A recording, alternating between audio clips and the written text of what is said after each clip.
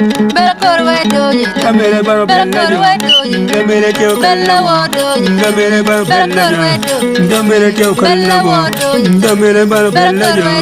Gamere baro bella jo. Gamere kyo. Tana kire kure tiriyo. Kire kuri. Tana kire kure diriba. Ni kyo kala wo. Gamere baro bella jo. Gamere kyo bella jo.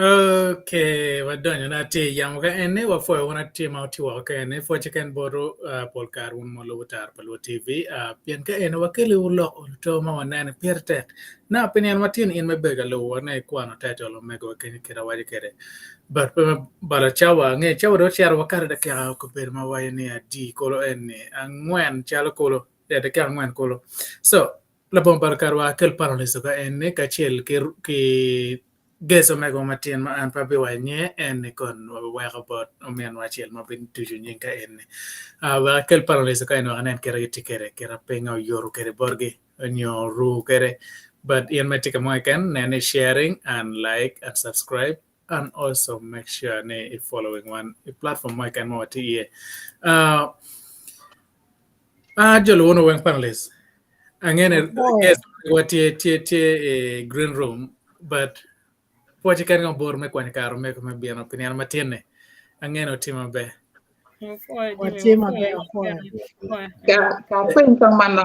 Kapeng mana oti winya ti ati tichichi mukeni. Watiga winyi malere watiga winyi.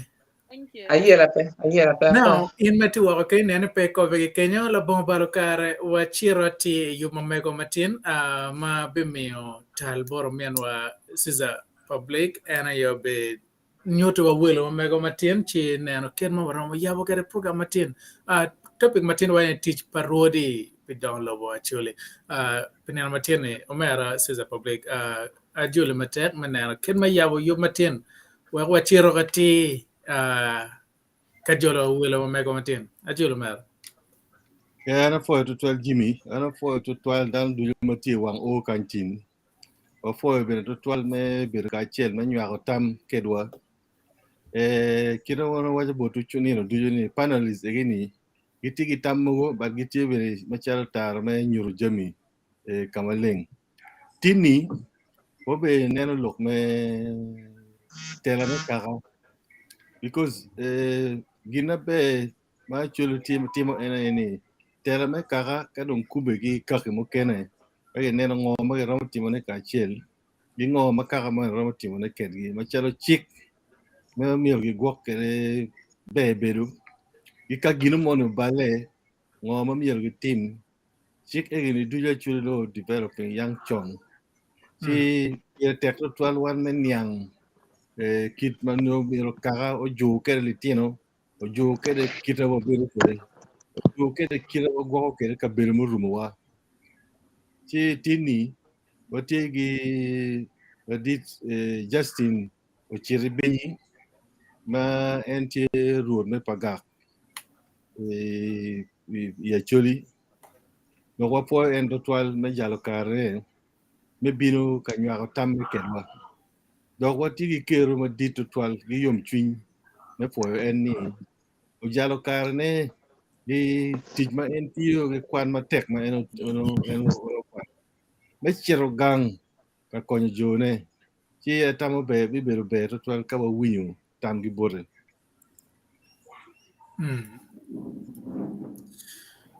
wajoli Rwot Justin Ocitti Binyi be ana poya to toile pota cer bod dirro metara ba cheli it ma be o tikati mane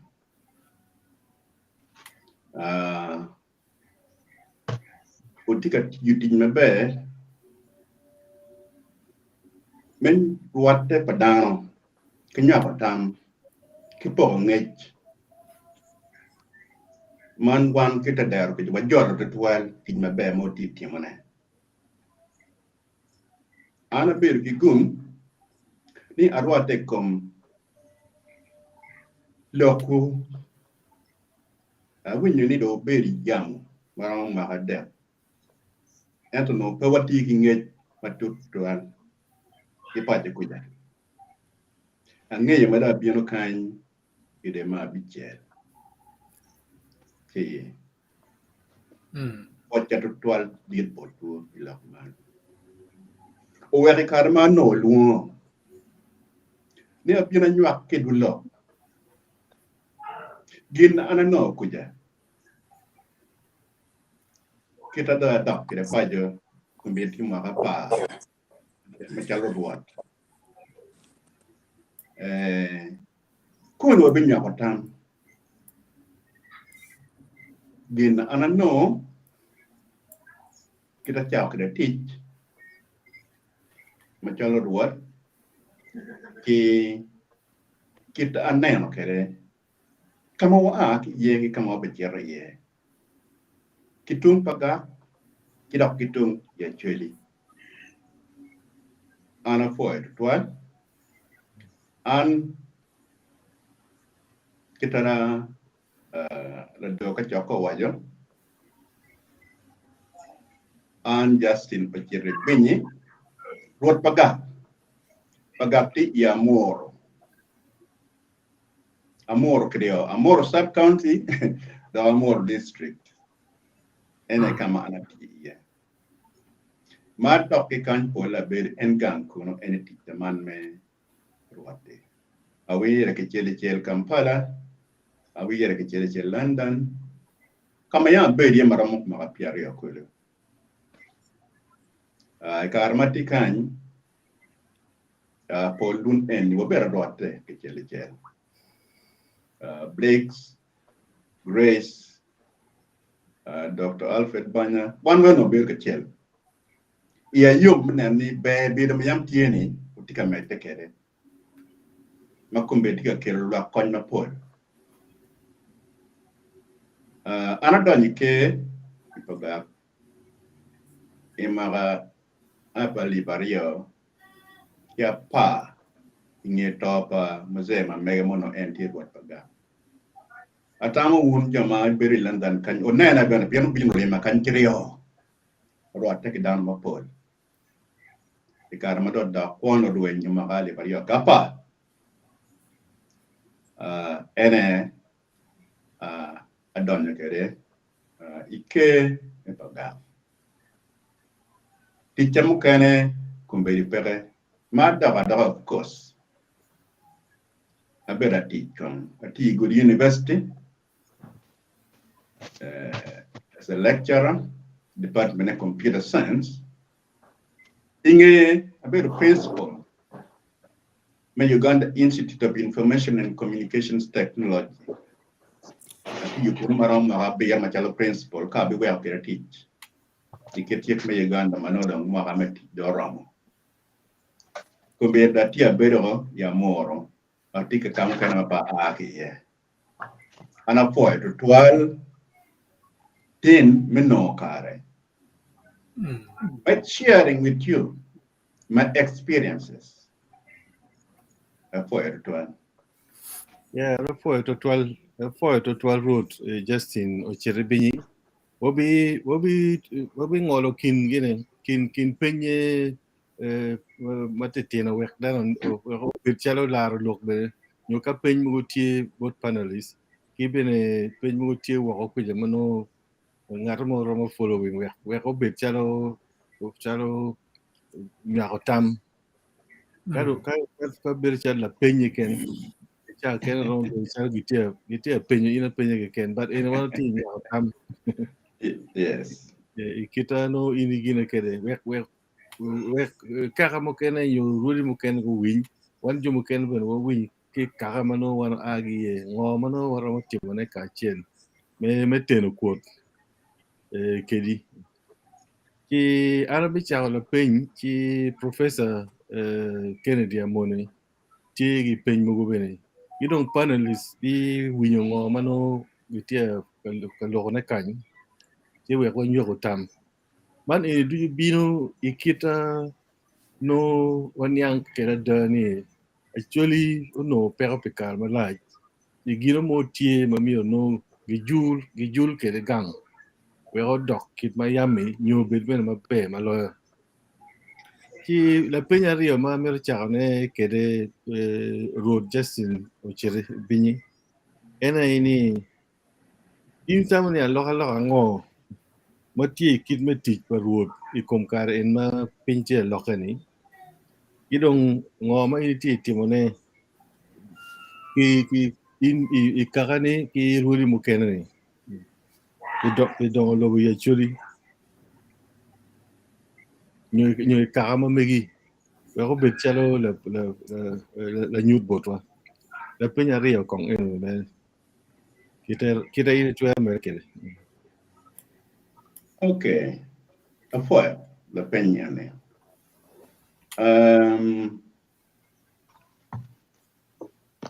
Apoka ada parikin pit parwadi peduang mutwal. Pit macher marot tio. Ene magwa patekwar. Pacholi ikakane. Gwa patekwar man. Lo etikit mok makwai royang we okay. Wak down a bit my bear. Itogola down a bit my bear, ikaka. Wet down a bit my bear, kijamurumu kaka. Kitman bigitego. Wet down a bit, kimakingi, kiribe doctor medikamete, kidok oda chel, geru ma tere pehe no betie. Man ena teach Rwot. Ma ochake wa kichon. Ma an benatilo bane. Ma no ye. Eno tika mede. Itete Rwodi went to. Ini penyo. Ningo mo tiga tiamane. Ngom anti tiamane. Dongo Lobo. We are called Betel the Nen. Ana belogo to twile again ma atika temone. Ma tamol waramo ken beti temone. Adonyo ike Ramadan kuru duga dua ki ken. Dana chako duga ken ki ken medugo pajo ikina maka alibario kabiro alibario kabor ena dana chako duga kere pajo anak o ikina alibario kapa muno fo dantika to dogga yobo kamayang balle yino gibiro kere pe pajo ki Muhammad mapa me pierre okolo ene karma na doni kere ana doni karma be adonyo ano lo wote tira bitu angwen ni gankal madit anra pe kinge warwate kare ke wa nyakotam inge ke choke idok pajo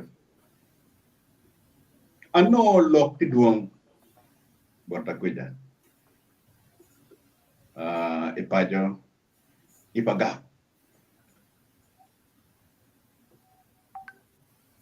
ano lok ngom tie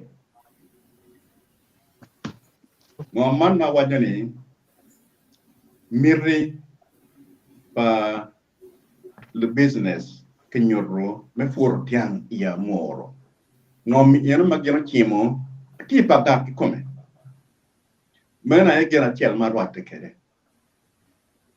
ma watin for bati yele kiloke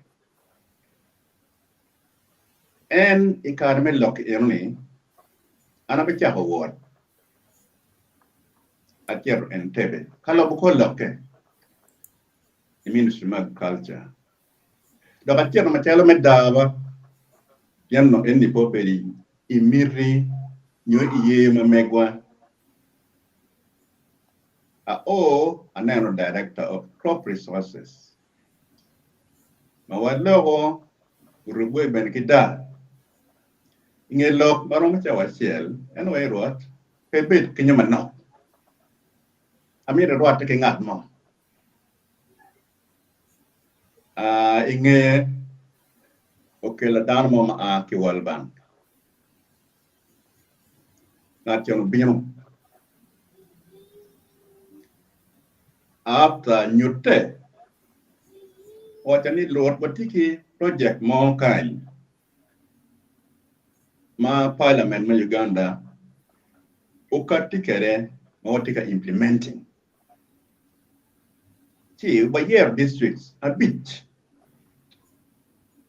more implementing here as a pilot chi ini kan ti log ma pat ento amira tie log man bor kamalen kai tie ki mirre chuo binana ngom yer getin donc mono chane ngun man wal banke kubulok pa director me crop resources in the project man kiloni agricultural cluster development project wa miyo coin hilukin gan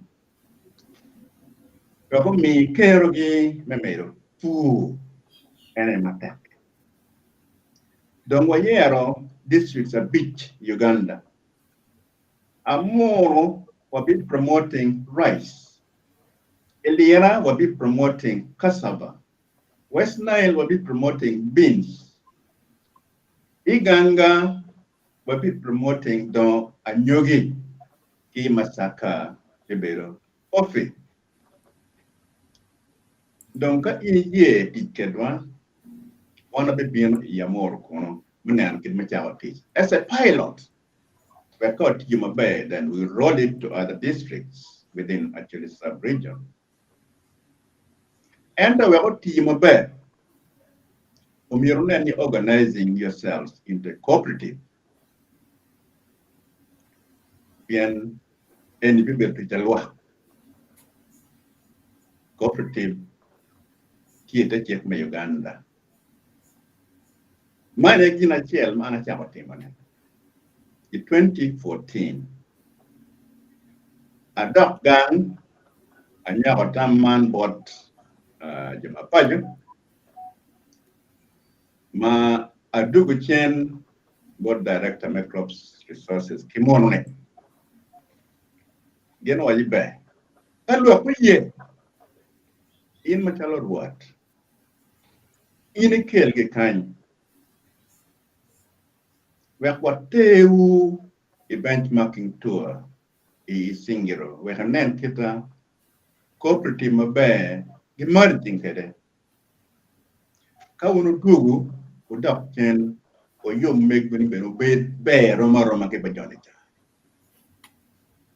What here, Kuno one down, Pierre beach, a bit of Tapia's chair, in fact, near a beach. Down there, bear for cooperative, adoption, a registered cooperative, Pagak, before we kill. In your registration, gain your agriculture, you know, Kirwata Kilo Dero, what you're registering members. Fu Maginano, Militier, Yamarachiel, you proposing, if Kelo Machado Berni, one and Tiki Miri, or Tiki members a D cooperative in Rwodi, one comment. I want to take it down, me and there. Why man bear? One of we would store. We are coin bulking. Give material. The members, the food. Man, again, a chill, man, a very involved here right from the beginning almost.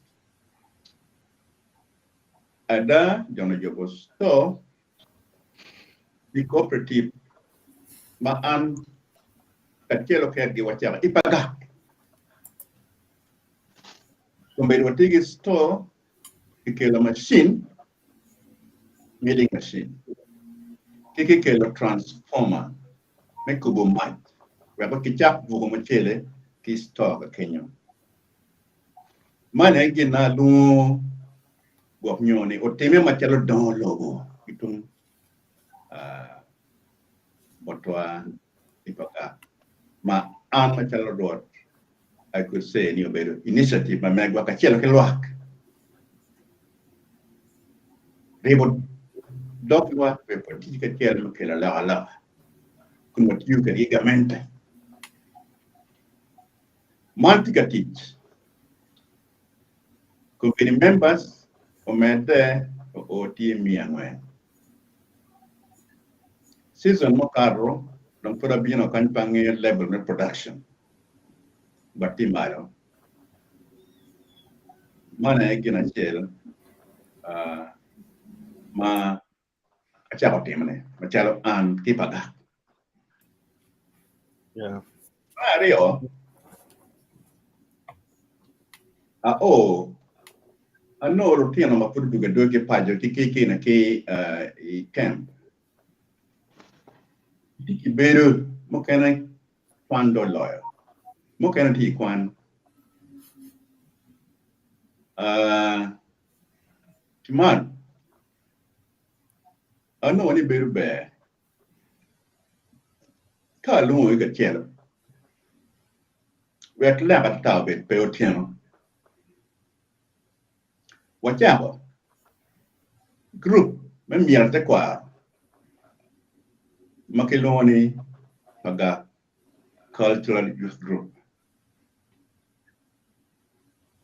ano la tenchen mo ke waba ma wilo costume equipment ke pound la ponmo ke gulo me ponno ge mier kwaro umberi wakelo ya wobe ikit ne mier te kwaro ma ojogo wartata tim gero magi bini practice iga Rwot neno ka twere ki work ki kwan kede ba kwan men normal school mero keta atiyo kede ki awobe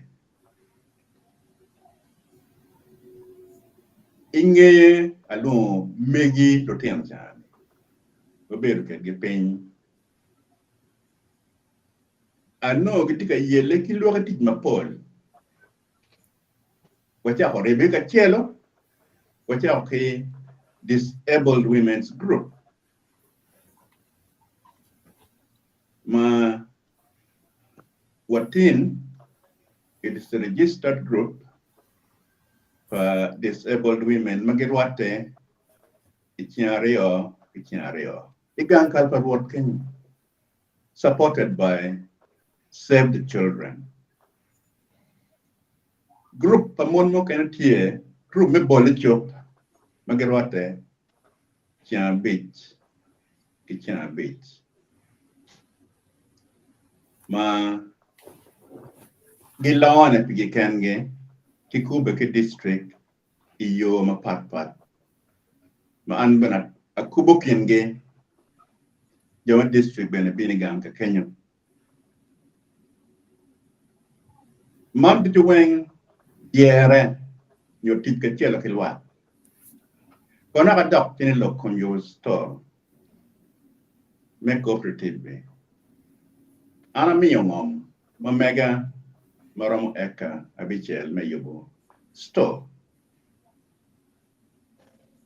kachel ke community we're creating a sense of ownership community giporro the project man community gigoy matafale genni komnge giwero gwen genni komnge giwero koyo genni komnge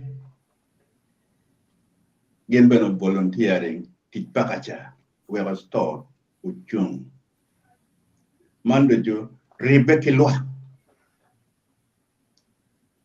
mana ye e dok kum la penyi gin ma aluni ramukela la i group ma pat ma wati ka beru ke dika chela gumma be magane lok mu kan ne ko o borra man no pe ana yenyo ba ana po ka chim o maga ne da de Rwot mana mir bina neni la go ana chimo beru ambassador maga main watane ambassador nga maga David maga okay main wache wana tiki mirri meti kilo ma megi Pagak tie project moma o tema mabe kor ma jam mo me to chak rolling out actually and the project in the miru ngom mano ngom palwa paramo eka alibachel ma communal land gum be ono ya anabiter ta ingom peki poke we're taking on communal land kakar marama dek ma pat bino na ki wange kabere ma wajane man la wo maja wala ko kare chim magatiga kelo another project me konyolwa pelo ap mi Pagak ken although project be very based Pagak itiga kero gena kilone agricultural service center man is Roma Kiyam Gin Nagiloni District Farm Institute. Badong Gamento Benehogiani. District Farm Institute noted Jipol, Nekonyelo food. For some reason, Gamenta Makumbe no joy again. And the Kitamla Chendok, the Tikpa join the Carno Bay. District Farm Institute and a Kamaki Nuri ye Kudi Manyan Kidom Yergidon. District Farm Institute and a ticket facilities may servicing agricultural equipment for the surrounding area. District Farm Institute and a mirror weather forecast, which is a challenge because of climate change. But down may be up a court, it change. We are put to go to a Rakadamwa and to Rodamli. Man, Ginadon Kumberi, Kichakotare.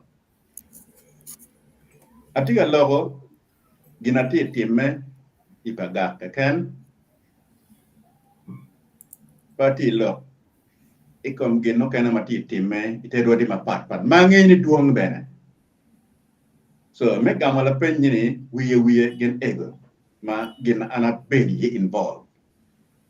For to 12 Rwot Justin Ocitti Binyi gina chel mo wiyani kadika Dongo Lobo Acholi ichako maber to 12 ni idogola meguni lok me promoting lok me making dano ribe kamite ki kamo kene idong me jogo ger mo mater peni mata chini titiro gio ma puri chako gina chaka ma eni ni ai gina pire tek kadika Dongo Lobo bino nyu kadika jem muken tie ma ti timone kira ini ti timone ni yo dong ini gak machalo puony botwa ikak muken mo ti Acholi lok me ribe kamite ki lok me jogo gero mater pe eni ini chano mo be mo da kano pe kubni gero mater pe no we anno ka bini ka Dongo le mam ya da lok tungchel alben miro ko atim gimo ben me protecting myself but iker maber to ni gero mater pe Acholi ti gi gero eno gero no la pimir betie ana fo to fal lok ma ini lo no tiro pen ma no mi ana pen gi ma poli o biju o covering o biju achiel ma da giro kere ka dong professor Kennedy amone mede kere ena ini kidio ango ma ini kube gi karamo kene gi lo diro wa ma gi yer ga yera nyo gi gamende dong ini iwacho ko but kit kube ango ma ini tamo romo konyo yibo me ikin kake mo kene gi Pagak gi dong jo diro ma gi yer ga yera ni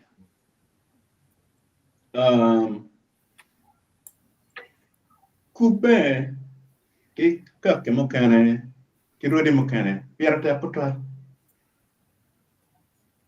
tie lok mo ma no kwago wan Rwodi ole wen ma odok kitieni no ngol ki gankal madit ka warwate kuno kubemba wa ma achiel ene tima no wan wen magore gankal madit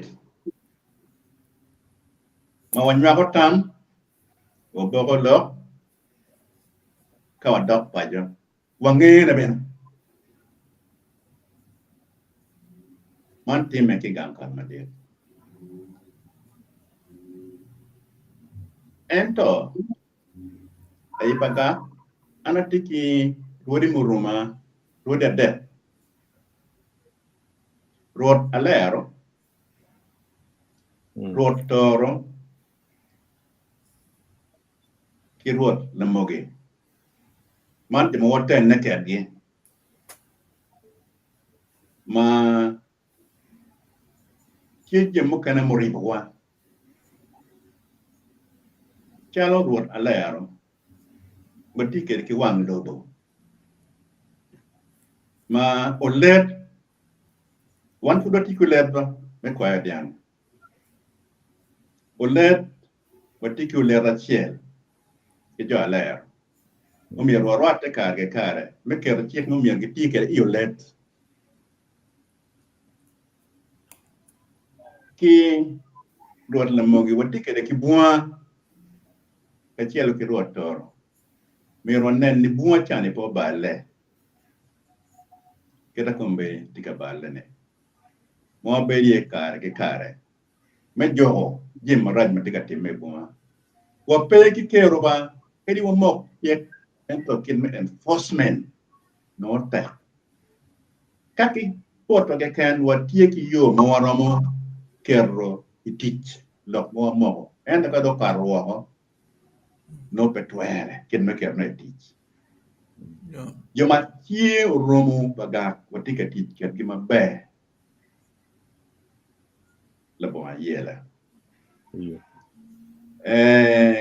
gamente metadero ano ne pigita kutwal gena joma pati choket jirutwal ka gina motime no gwa honen dok ginti gi kero metieko jemo ken madeteno la bolle e karam ana ano pi ka pol petima be pi ma mara kimeti pajo ano oloto gamente metadero me Amuru yele utuchutange ento peromo wa andi koma ma oa ano ben pura maro e aku beke won koma pitch pilokum pi maleng umiro ubet po dano ka twera ka liwa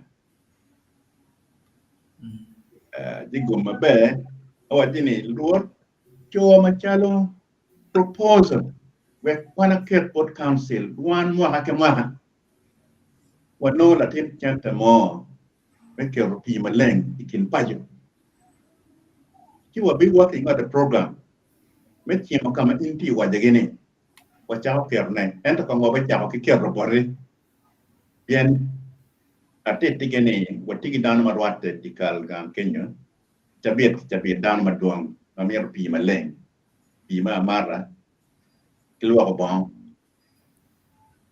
so kumbe di malone imam karro ibien gi tuju pi idikal pa dot Kenya ki tuju ka kama yel dare chok ke wang pi maliet man ikube mabe ube kinwa ki gamenta dero magen bene gilwa ne ka council meeting mo tie malok mo imite win ini bini win an be mabe mo ticket di gamenta dero what mo ti kinwa matet meda actually parliamentary group gene joma lo homeni gi kero menchum pegen e ot kerche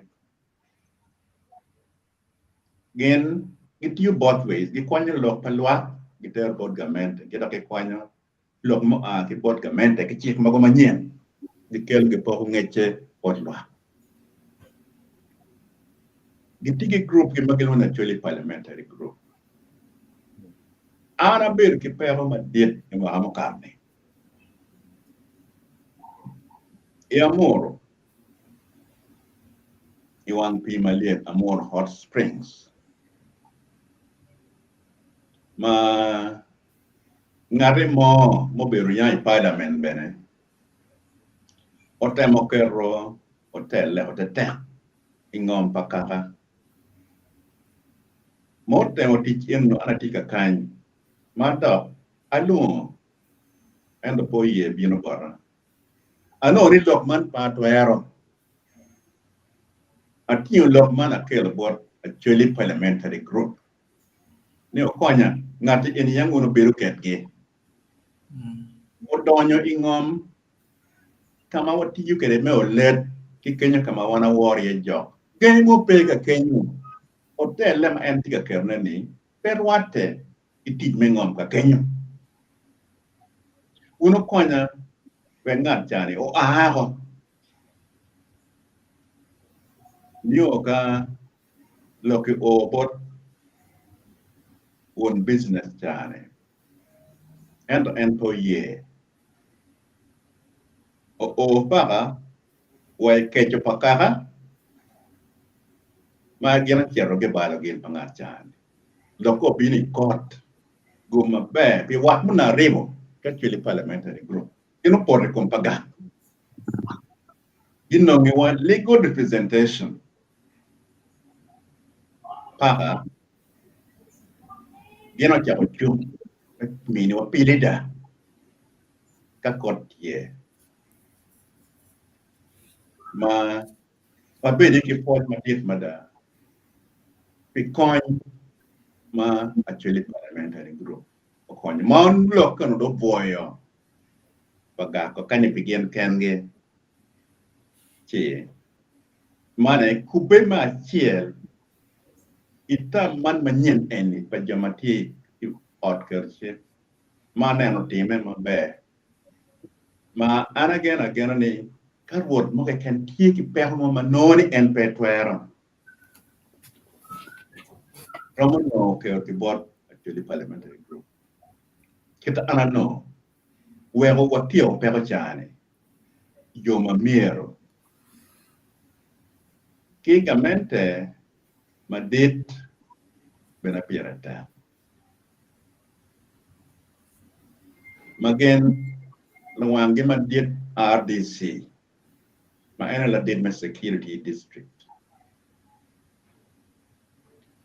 And ma did bot when down ma be mata. Loko lep. Ke kabera maito. Wanamo kere chabet ki chabet. Socially. But what you get a better man you have tambanano. Ngoma tie ikin pay. So kube kilo watwa ma Rwodi igang kalmadit kube ki Rwodi machok kalo bot pa kenyo kube gamenta metadero ki kube gi gamenta madit konyo kaka to twan pipeho mano miro biro kabiro ipajo nyogino mo mabe mamiro time mamiro kirip ke ching mana ye kita wanyok kere wan ikin stakeholders in mapat pate mana dia logo from the point of view of Pagak anangeni luwar mo kene gitiga timo almost jima roma ketawan ti tim ne Pagak kin me kupe pi alo dia mapat Apoio to 12 chiti chano loke ma mid do mo mir no po tomato no mir wen to disrupting ino kolo ento la pen tier kita waje ni pe gwenye lo kin panels ke diko la pen no tier ino wo kuja arrio ma ero da ke chiera rio mo ma kai ramo kamane luro ti ikit mano project mo bino ya choli lo ka ngom en ka dong no ti ngom en kara taj magi choyo ni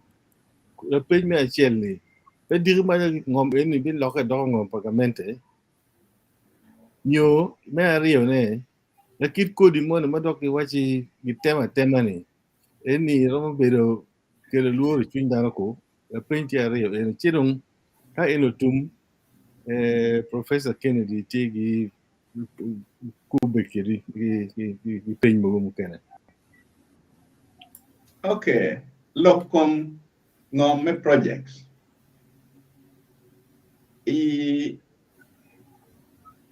Ikit mega watiki projects project achiel mandit pagamente ma watin loke potpotum ene Amuru sugar works loki inoberu tekba wachire ewe court 20,000 acres ma jome madbane ochimo nigi mero furiet yan oberu tep itien lok magi kama gino chimo ni yamu no kilwoni achwalo lim game reserve ikar enoni ono eni ngom pagamente ke ima aliba kiel kimia bongo ngi pia bongo ne beach I mean the gazetting of the game reserve and it a lot for me ono pol ngom weng pagamente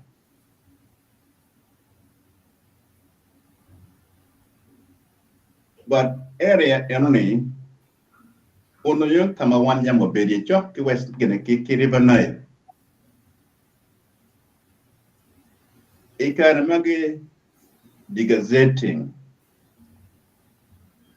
ikan madam tiako bino manyen in 1995 oh I mean the gazetting in 75 tiak manyen modwa ko ngom ko chien bot wegine bino in 1995 mangom and it should have reverted to the customary owners but party men kiwero negamente mette der ene ngore owero ikarma lumiri me furtiamo bino get your directly what government mette der ultimately locating in ngomi in 20,000 acres me Pagak water lock money court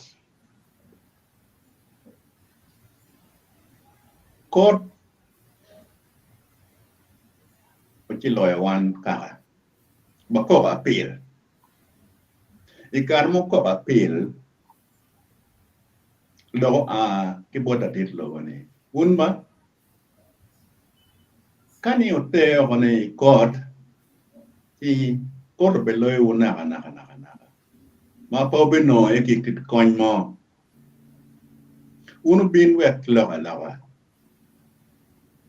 wabe tema command manda dillo unu ye pingom ali eka Pierre Leone kiket ye tiang kichuma in return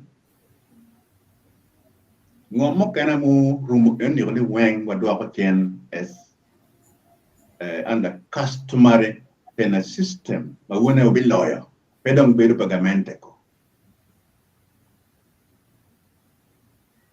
where this becomes a win-win situation. 20,000 acres ochime ni erne don wana pirwe nyuma twal machalo kaka. This is clear from the beginning. Kikero ichik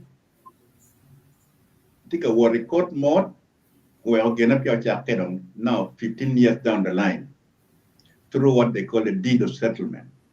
Man nanajim go what kore.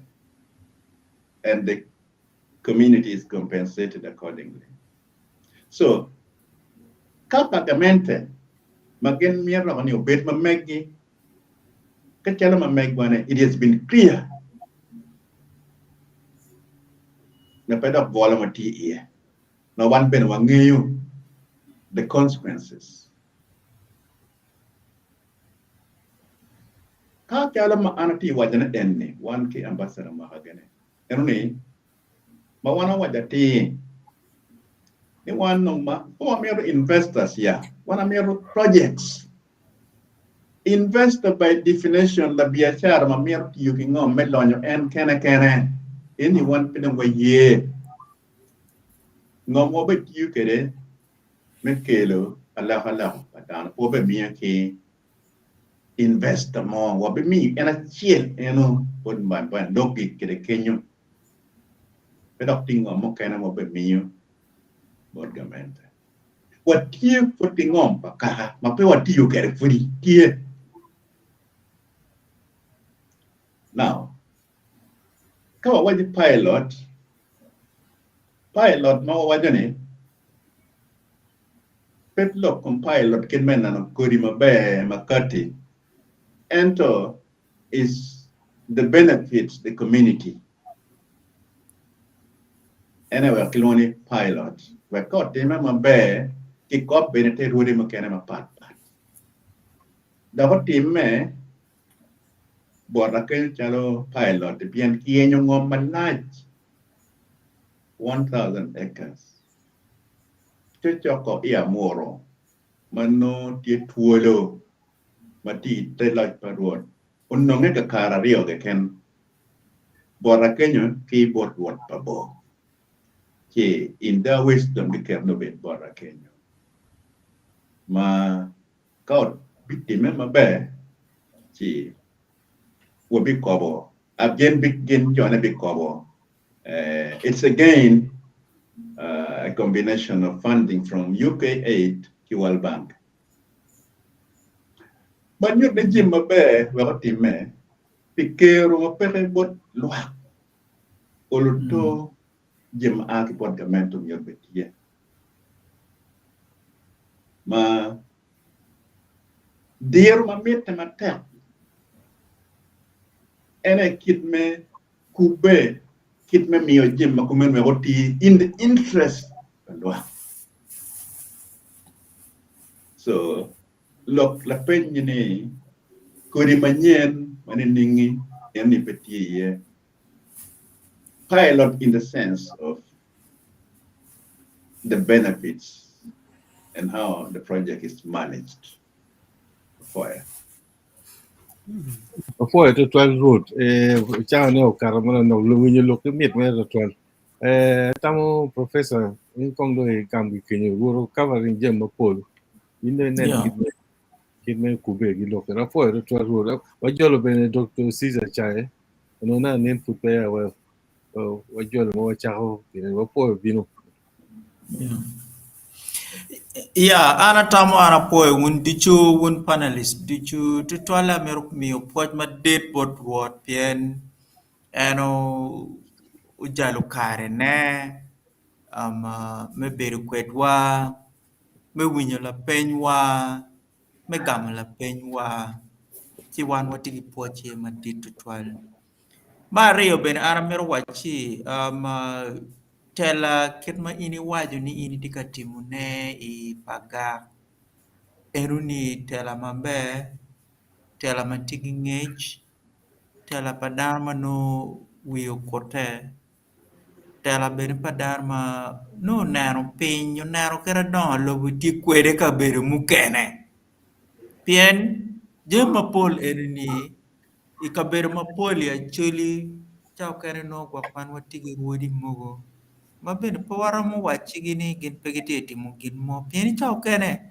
No, ngeji pichero ge ko kakamane ni kakamano gen yam gu beru pegi kero me wot ken mano ini war ka beru mapol inaro kera dolo ti kwede chidong pitini an la penya pole ti lokum bulu pien bulu ene ya nyim mamegwa kawan pewatimo gin mo pilu tenwa kawan pewa julu lutero wa mabe tutwale bulu ilok me tela ilok me don lobo ilok me gwako kuch chido dong wan no wan warwen pien kuch en ma weko biro ni daru tiye matero kuyo biro chi mer wan no mo jul bulu wa iyo me gwako kuch enini wek dok pe warwenyo ka jomo madigo be chaho lweny iya chwe gine bulu ka jomo mago be dog be no per malera deda gine bulu kilo termo kere gmon gine miro ene ye gin mawana tamu ni piere da chidong ma in bere ne gam la penya mukene ho lok ket ma ini tiga tikwere ki bulu duoli ket ma indong chao lok me cooperative un kwet gi chao lok me liaising ki World Bank projects, Ministry of Agriculture, wagin go bed mano oloto gitigi chende chengi. Pien bulu en me kom kare ni don ka koni chene bi beru pe chengi nugu dalo renyo. Timiero bulu gi julgi iyo ma weko oloto gini no yo me kwa. Kape wa julu bulu iyo ma gin weko romu weko gini romu no yo me kwa. Kone ki dalo yela. Ini ti du gang nong ya gi guli town do ti dak gang gen ko no ngi ngole wiyo no gi war jami gi jabe ni gi war pasio gi war ngo ti don wan mir wati ma tek manano ni wan wa julu bulu manano ni gen ti don la penya ti don ene ni ngoma kene ma pat ki don ma ini waju ni mau ti ka timone tutwale me julu bulu itela tutwale itela pien wan digi egini di mai do beru pe ti don ka wa beru pe don anga ge don maleo tela makumbiri wan wadi tela neni eno ni pierter mario eneni ngomo ati timone wek bulu konen lok me what is their role lok me don lobo Kidong, what is their role? Belong me kelo coach. Man, tilling to role pa Lamogi, you see, Lamogi take history not only in Uganda but in Guinea, in East Africa and in Africa. Pierre Lamogi was the center of resistance to colonial rule. Yeah, actually, man bulu bermi ergun ngeni jo mago resisting colonial rule ya Julie Matak. Ere jo bila Mogi, we Payera. These people resisted colonial rule. So near Birwan wakil we bulu wa meniang ni. Gin niro go med mo makweri yam gutimoni me gwaho pajogi me gwaho ngom pacholi. Pien dar chalo giri dong nyingi dong gwak mo do mer dar pengeo mabe dar chalo onong ting tra. General. General onong ting tra ara winyo nying ero ni chi. Ichao kere no dong juba titiero ere jore dong pegi ngeo bere. Wah general onong ting tra gi. Chi bun machalo Rwodi.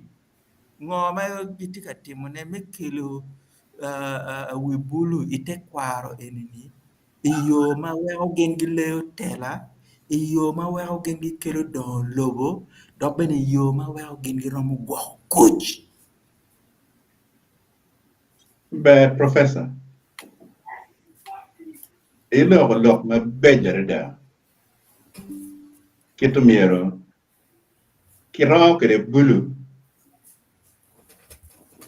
Mekelo gi. Pitela kara manyim. Monte nung tiang wa chele bu. Omier wa jul gena ye. Ole jemo tiga timana. Lokito tak ba? Yen weka wa ni bino madano beri camp. Obero lok mo malet makarakare. Beri camp omier never te kwaro. Omiro neko kita yang wa ponyo kere pulo. Ikit ma chuli. Kit me war. Kit me biru ma be. Kit me ponye. Idokta. Biri kemo neko. Bulu ma iti waja gini. Kekete jona chaka kinamaka aliba kina maka par bor o piara de. Paul Johnny endi kinywalo gi ki kem. Mono dom penyo balla. Foj mo magi no matek falo beru peke. Watin. Kita yang mo beru kira chon. Kan beto dam dok kan. Idok ot. Kita yang do dirro. Idok gang money. Iberi wang ibogo dodo. Ibolo charo lo. Ma fonyo dano.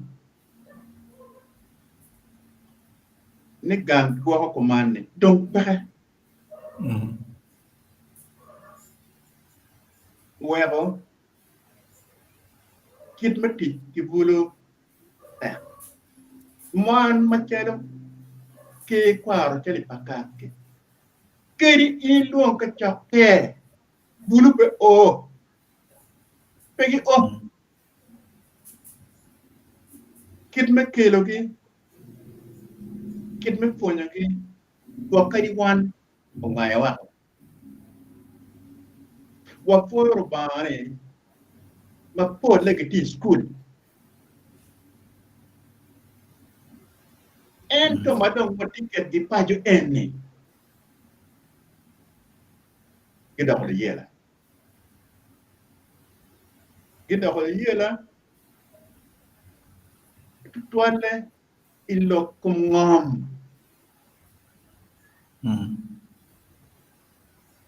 Ai kamar ko bino tin way la det. Inti ni pok ngom mo. Ana mero mega. No chuke ba. No chuko maka in la det pe gwa ke igoy gi ne. Kit bul ni enni. Ko bi ke mo ni. Gi win ne ke ken gi. Enda tamo yo na tie. Magiti school le itima be. Wa fo yero ba ka Kenya. Men again wang mo pikar manyim. Ento mago ticket in kudong. Kita yam ko no dok chenta permit tuwali kunyene pe kumeno. One in wa dong bene pe na mago chenta ni mago en mano ki ori ke ka wel. Wilo kado, wilo motara. Ento jeme kunyone weng meri bet ki chenta kumi. Pi kon ma paduong utol ma aki bot gamente. Kon ilokum yotkum. Wet ot muna bet mabe ka tuo binu umir chento betie. Lokum nyom. Le makwo mayam yekin pajo makonyo tich megam including nyom kumedi betie. Latin no kila wubido kilo damo tieba. Damo mier kinyom ita chiet machel. Dan nyodo kia wubicha gitao ching yata. Kon mo madong wubicha beno ki orda kanyo kake. Wero gino mo mapem enro mo hunyina ki orda kanyo makonye kimine dong bene kake. Omero chinong rieho iwo. No rieho ki wo dong no don yibai. Inde nero ka diribalo timme.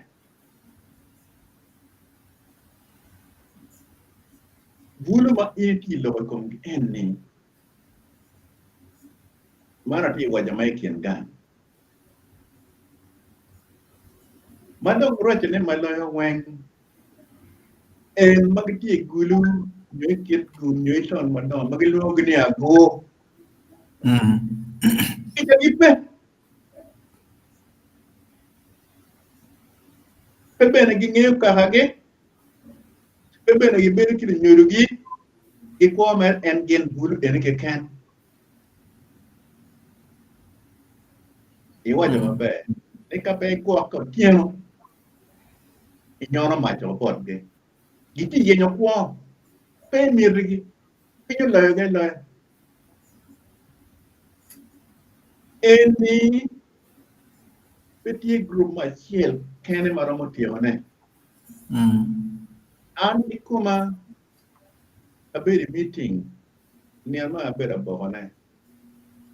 Ma resident commissioner me Gulu City ulwa neke bi winy lok pa Gulu magitwalo gimiti alrate kengi. Dokti na cha wachi na did RCC. Magi wacha go wani wana Watigi ko. Iton kanyo bebede kani wabed mabe mapawati mo ba. Datit konywa ini luong megi wakay loken ginyut kama kakawati ka chela chel. Wan mir dok pajo kongkano fun ikon ibot kaka. Kanyo bebede. Ikin wakanti jomun nebo dano. Abera winyo kuma ene, a winyo ki irna kuma.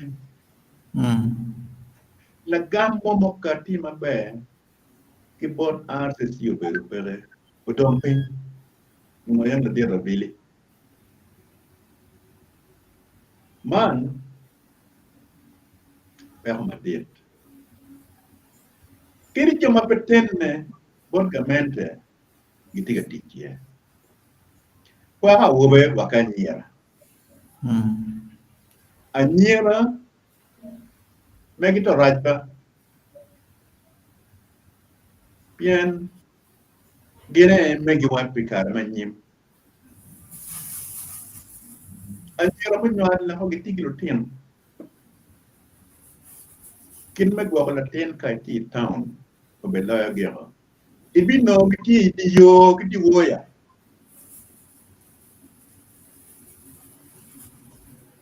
Kala. Yenyo ko. Kin me wil no gi mo e wil dap tere ke chat ti ko mi kala tin.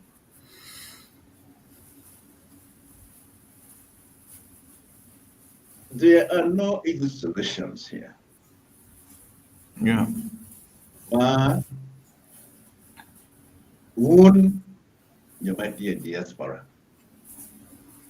Omiro katikere, ki good yen time Uganda report time Uganda can go. There must be examples around the world.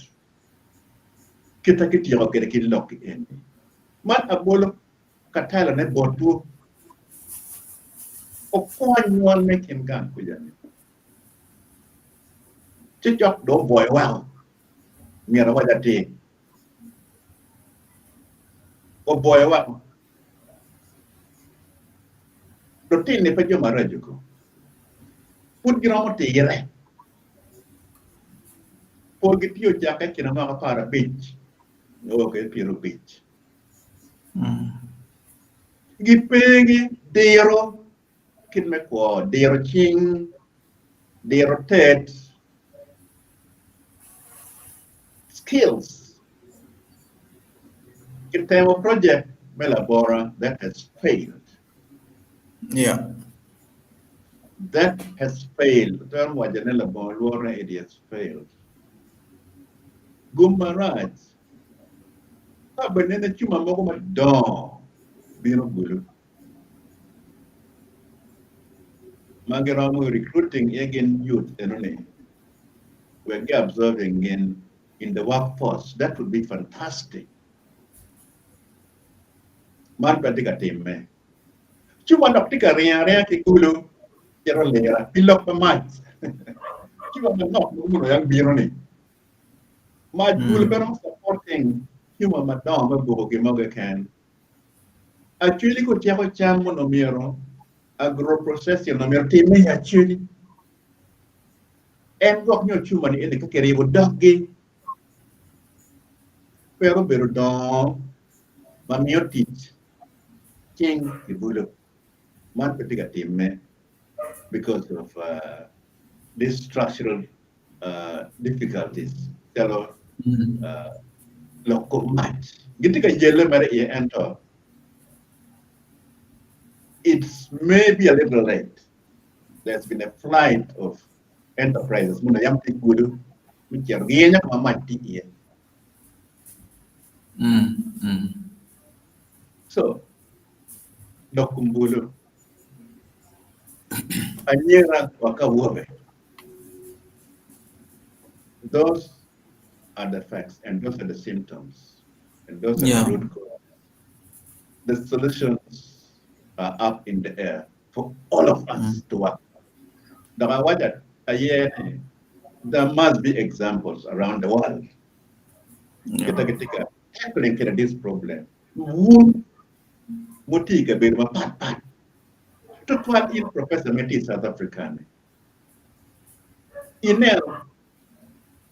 typical examples of urban youth, kita government of you can give. Iramu what you are we. Yeah, and then so apo look enemy kelo. Man look any. Poromo link ye. Peki link ye. Dok peki wet. Per beti mechanic. consciously. Yeah. Yeah, la dit ana poi to trial when you la gummy bien man begin my yard. Do bene chama ti pe la pen eruni pana tamani la gamu bere yard. Bien man gin ma ter. Ana wor ka beru ma pol. Ana a beru gina a wor a cher Sierra Leone. Kama bene pero ti me keto ti me botwani. Anero ngo magi temo timo ne me miyo teaching be ento ne benetie pien ikom teaching magi miyo bod jomayam gubiri ilweny joma benefiting there were just about 20%. Ikom daru tiju mago beri teaching and only about 20% actually benefited from it. Mukene gicher gimini gi ngom do wachi a ngom dong en one way punyu we get metiu tiken some kind of agricultural projects and practices mundu ti ngom en. And that was actually even more difficult because I think only 10-12% benefited out of that of the you magi punyu gi metimukin makumero. Bien Paul kare gi ringi gi duogo e town. Bien gin go ng'iyo gi bedi town. So, ka in inaro lok ma go enini mano bero ti kila piny mano da tam ni mira piny ma girne ngoma gi titimo ne in bede igamo eno ni odong. You see, solution na go enoni neno na is also not really so much in the village. In gin bu dawn kuno gipegi kit attachment mo kuno in ramu chago wengi gulu town ichwalo gi amoro mini gi be ngom ga med ramu wili gi ngom gi ngongo gi wengi gere out of 100 maybe 5 to 10 may remain there but the rest will come back to town. Commonwealth gene mago yubu gene cha labora I training gen cha malabora ni ono gi yubu mabede da giminu puonyo weng giminu tools o weng mecher ka tiyo tich mano gi puonyo ini yeni tinge lutieno enini taka gutiyo puonyo enuni o weng gichero tools magi miyo ni weng gichero gicharo weng gimaro So it is a very complicated thing. The rehabilitation has got to be really holistic. What is the mindset? What is the mental health problem? Where is their setting? And I'm telling you, Pagak is not one of them. Amuru may not even be one of them. Down. So we also need to find really creative ways of saying, look, one waramu no ka ngoma jui romo timune down. Because kapo timu kumeru in chongo way twala gi chwero digno budugo way. Ichongo way twala gi gine noya e mini gi ngom ma no beti very fatal epoch gi kodi timu gi ngo weng they will come back.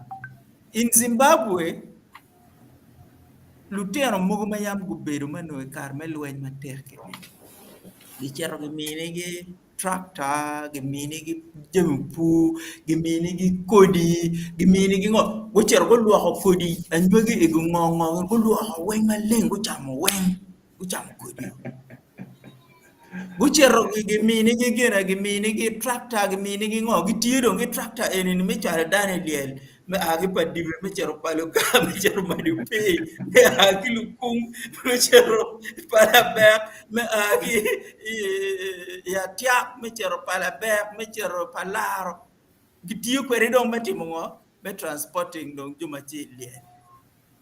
So it is so when you talk about the complexity of konyo luteno egini, you are right. It's a very complicated game, but we must not tire. Mirwanen watem kare pol kare ka ini tem je makuma nyiringeni your success rate will only be 20 to 25%. If you succeed 20%, that's very good success, I'm telling you. If you succeed about 30%, you should congratulate yourself. Bien, Yeah. peyor. Bien, ngoma luen timo come down and me ni ini picombeti. Not even 20 minutes from now. Again, no, you live for now. So that's the mindset. Acham chor. Gin mo ken me no acham chor. Bien pengene. Ingeta ke kada angwen mabira nyimere ni pengene ka are beru kwa nyumbara. That is the mindset. Ma luen kelo.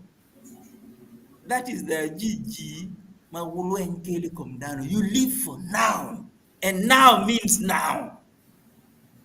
Gimoke can madam be team in 20 minutes time, in a day's time, and only don't in begin at all. So you want to live for now. So I remember point to 12. You don't give man what I'm me penny don't give any Ma idea, ma idea repen money. My yes. Oh no, medical no. Look, in a power we have to get erroni. Power dollar tear. Any wun romo tie wun jama wow. I want to command. And then again, ma Dr. Alfred Manyati Atemanaki Moja project.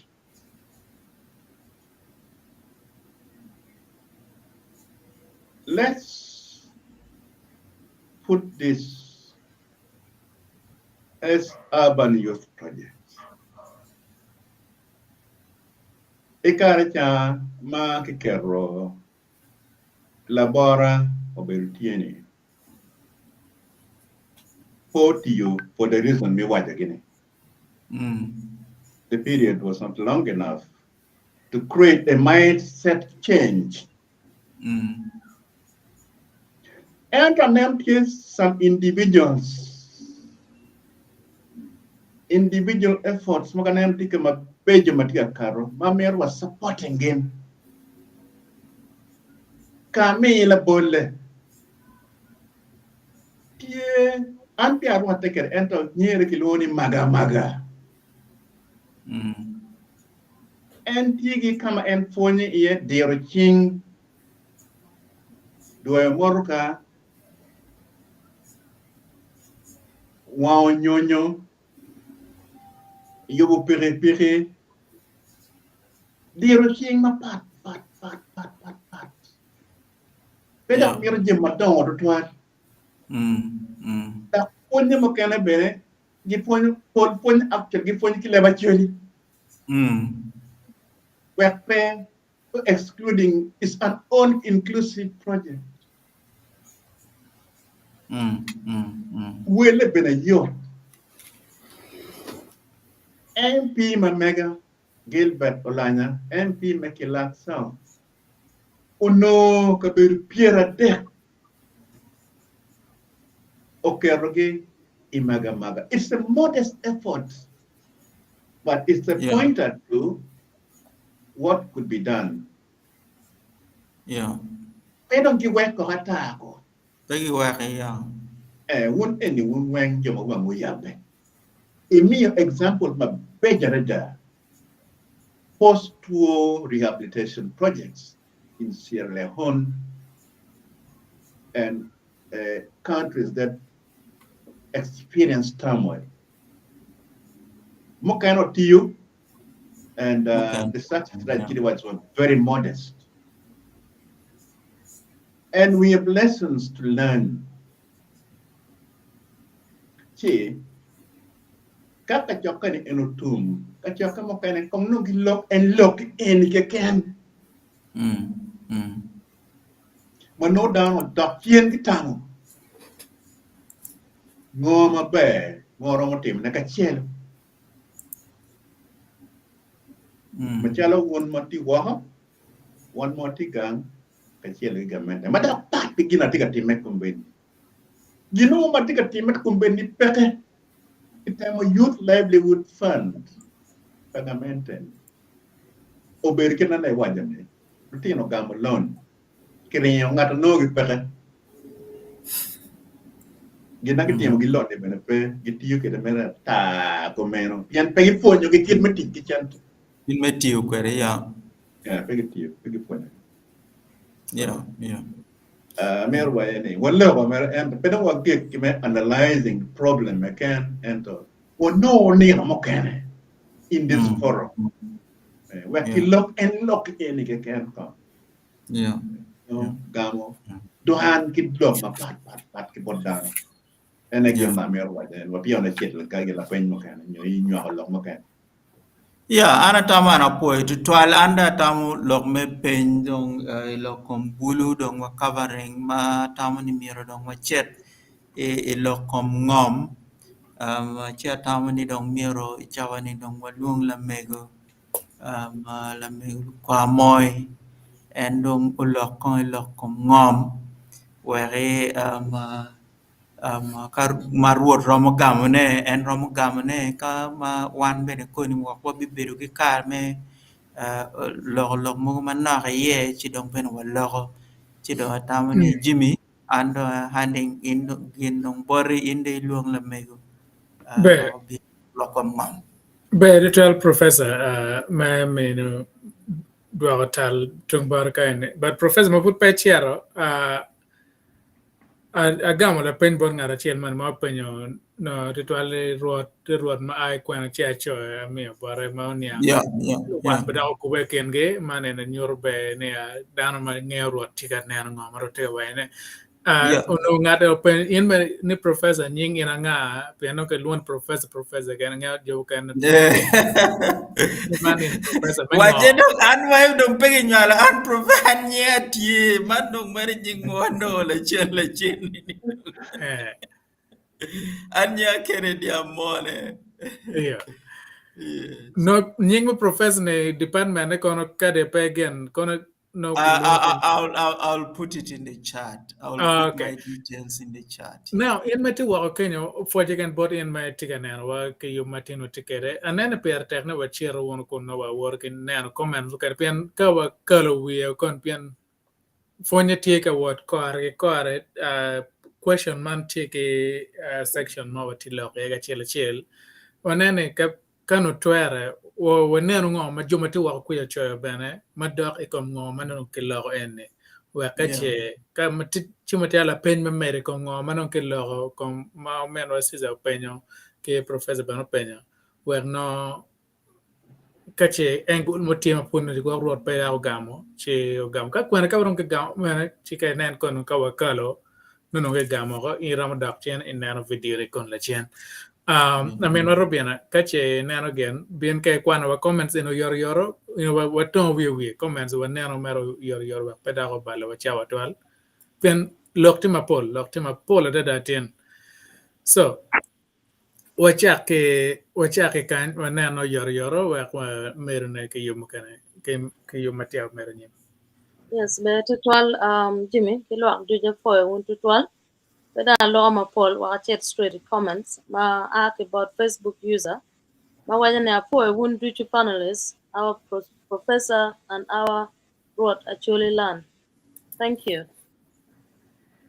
Man ask about Facebook user then my if this cooperative under government operations, this Acholi land in the future may be taken by government. According to my suggestions, Acholi land should be developed by Acholi, not by foreign investors. These foreign investors shouldn't come by the government.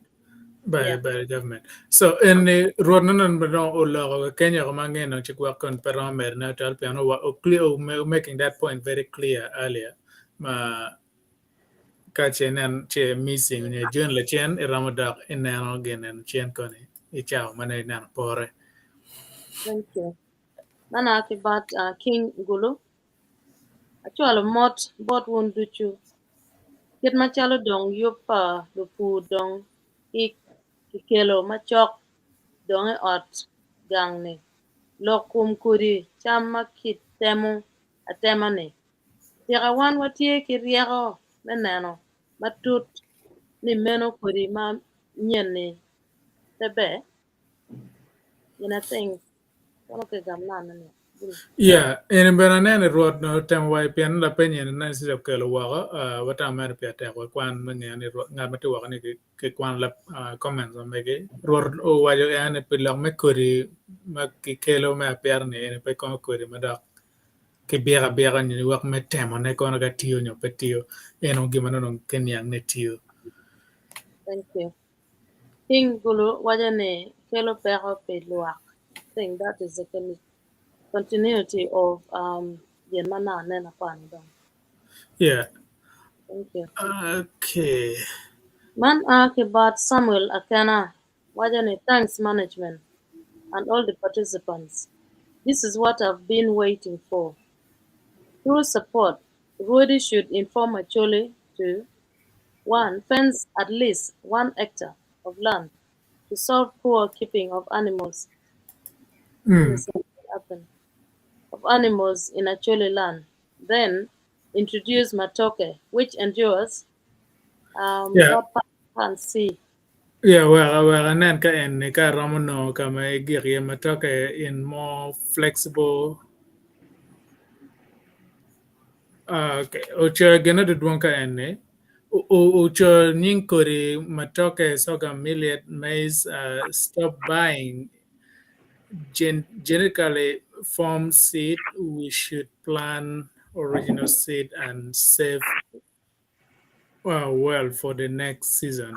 Finally, Rwodi should raise their voice about poor rural electrification, which doesn't favor industry and factory in Acholi land. We are poor because our farm our farm products are being transferred very far for processing, and that's why even the value become low, living actually poor forever. And man and ninga repo kat Samuel akana no much again and anytime ma about Samuel magen road brando why you can hear no.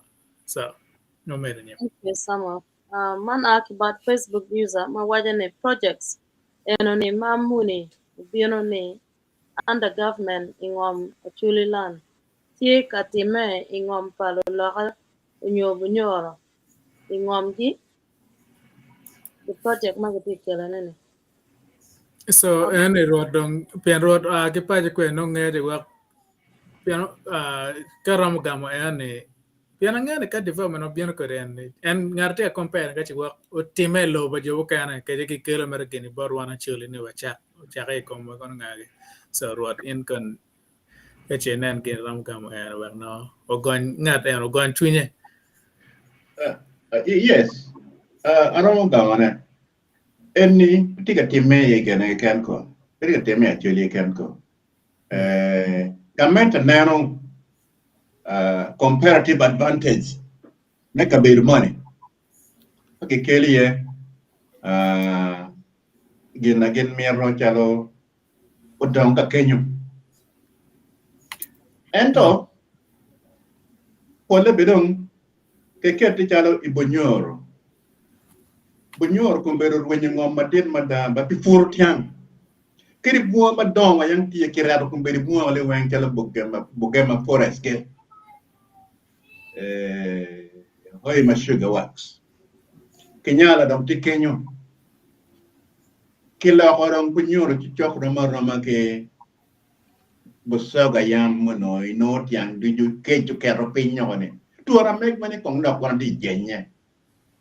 wati kajima right not one wa long wa kware so any mier tekwan pa geromo dio gin mo ikumo ka wonto ye nyopo no ni ti mirima megu kita wanya ni eni mana wana jolo eni ma aluo enyi ambassador mahane utero kare madam wolo wanyamo yeho wangier dada tika time man mamwa ke kelni ke kel dong a second phase first phase of time kara moja ba wachiero waneno bene gi kuno wachiero on a tour a study tour maneno ginna ge miero kelni o kelale ala ngo inake pire ma waneno wallo kilo kin gang waneno kit je motimo le weng po kwanyo ngom donge wa ye so ikara ma jong tika timme ila be tika timme ibonyor be tika timme ento yo ma pat lobo kita won uti organize kere kin me jorone pengare mo be diu ilo tutwale ilo kumo except chala kin ma me sugar wax Amuru sugar wax erune ongo wa kara mo no wati furi camp we logo o kamat ko be di yene min when 20,000 acres payor what ka ko nyone 20,000 acres da ko bi no kwena man loke put to mabe so apoy la penny en tuan kita project donyo ke de bonlo American nen mabe aramo gama ko man we Better tell. And then again, la pen ngara pen no piano boro kar ke kar. What you are ni one comment when we la mero ngwe we ya. Thank you. Well, Mary Man ask about David upon wajan a poch matit bot lo yo. He will a mal lo lock. La chien a win your lock for what? He come bedi a take a win your lock for the point professor. Before I make David.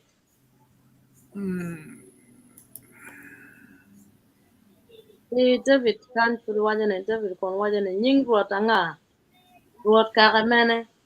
Professor kono nye anga. The professor mengo. And Bulu. and wagamo chewe borma endo confirming ni de no nying en yo kar en over mo ko me ko myself what you can put in metilu ba kon for mete wa kar ko men no. Okay, man ask about David upon ma wajane. Paul karanen chalo wangeo pegawa ento. Pengeo yuango ma mechobo pegawa. Nantama ke boro kon perena. Man ask about Facebook user. What I have question based on developing actually. Example, actually musicians are fighting each other, which creates underdevelopment fighting each other for no reasons. Years ago, great musicians sing for development and also for helping disabled adults. Which disable others, youth Okay. and children, but these days our actually skill formations. How can we address this problem publicly to actually worldwide? And pangeo karo ramo gamo kere no. aramo lo we Thank I you. want to take a few space again take a fighting over the Tiriba again take a team music they are good talented and the space they're fighting for is small or that way can get musician and negative kid me what are their sources of income pian po ber jalo kan mano a recording where copyright not here. There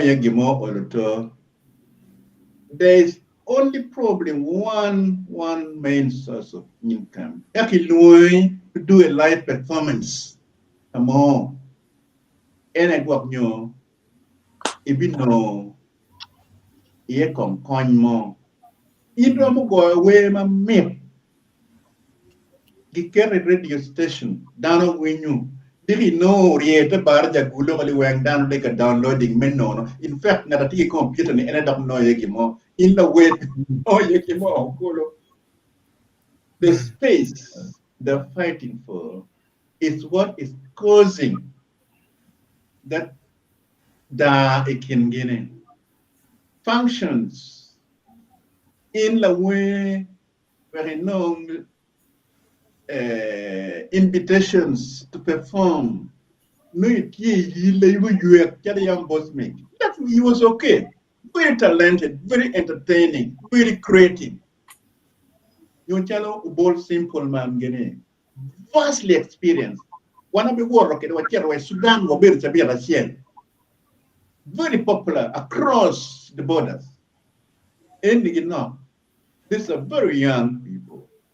Gitamere, and la lomority and locum, mon locum, concert lomority, and so forth and so forth. But given association, mama, door, given me la bang kumeno. New support mogo, me uplifting in the status of their music. It's local. Kilebachuli, local instruments, local things, lyrics, the market is so limited. Jose Chameleon. His audience is worldwide, East African wide, Uganda wide. How do we develop these people? They need to be organized. It's a good thing that that's happening, that creativity, that bunch of creativity is there, but it needs to be developed and organized. Where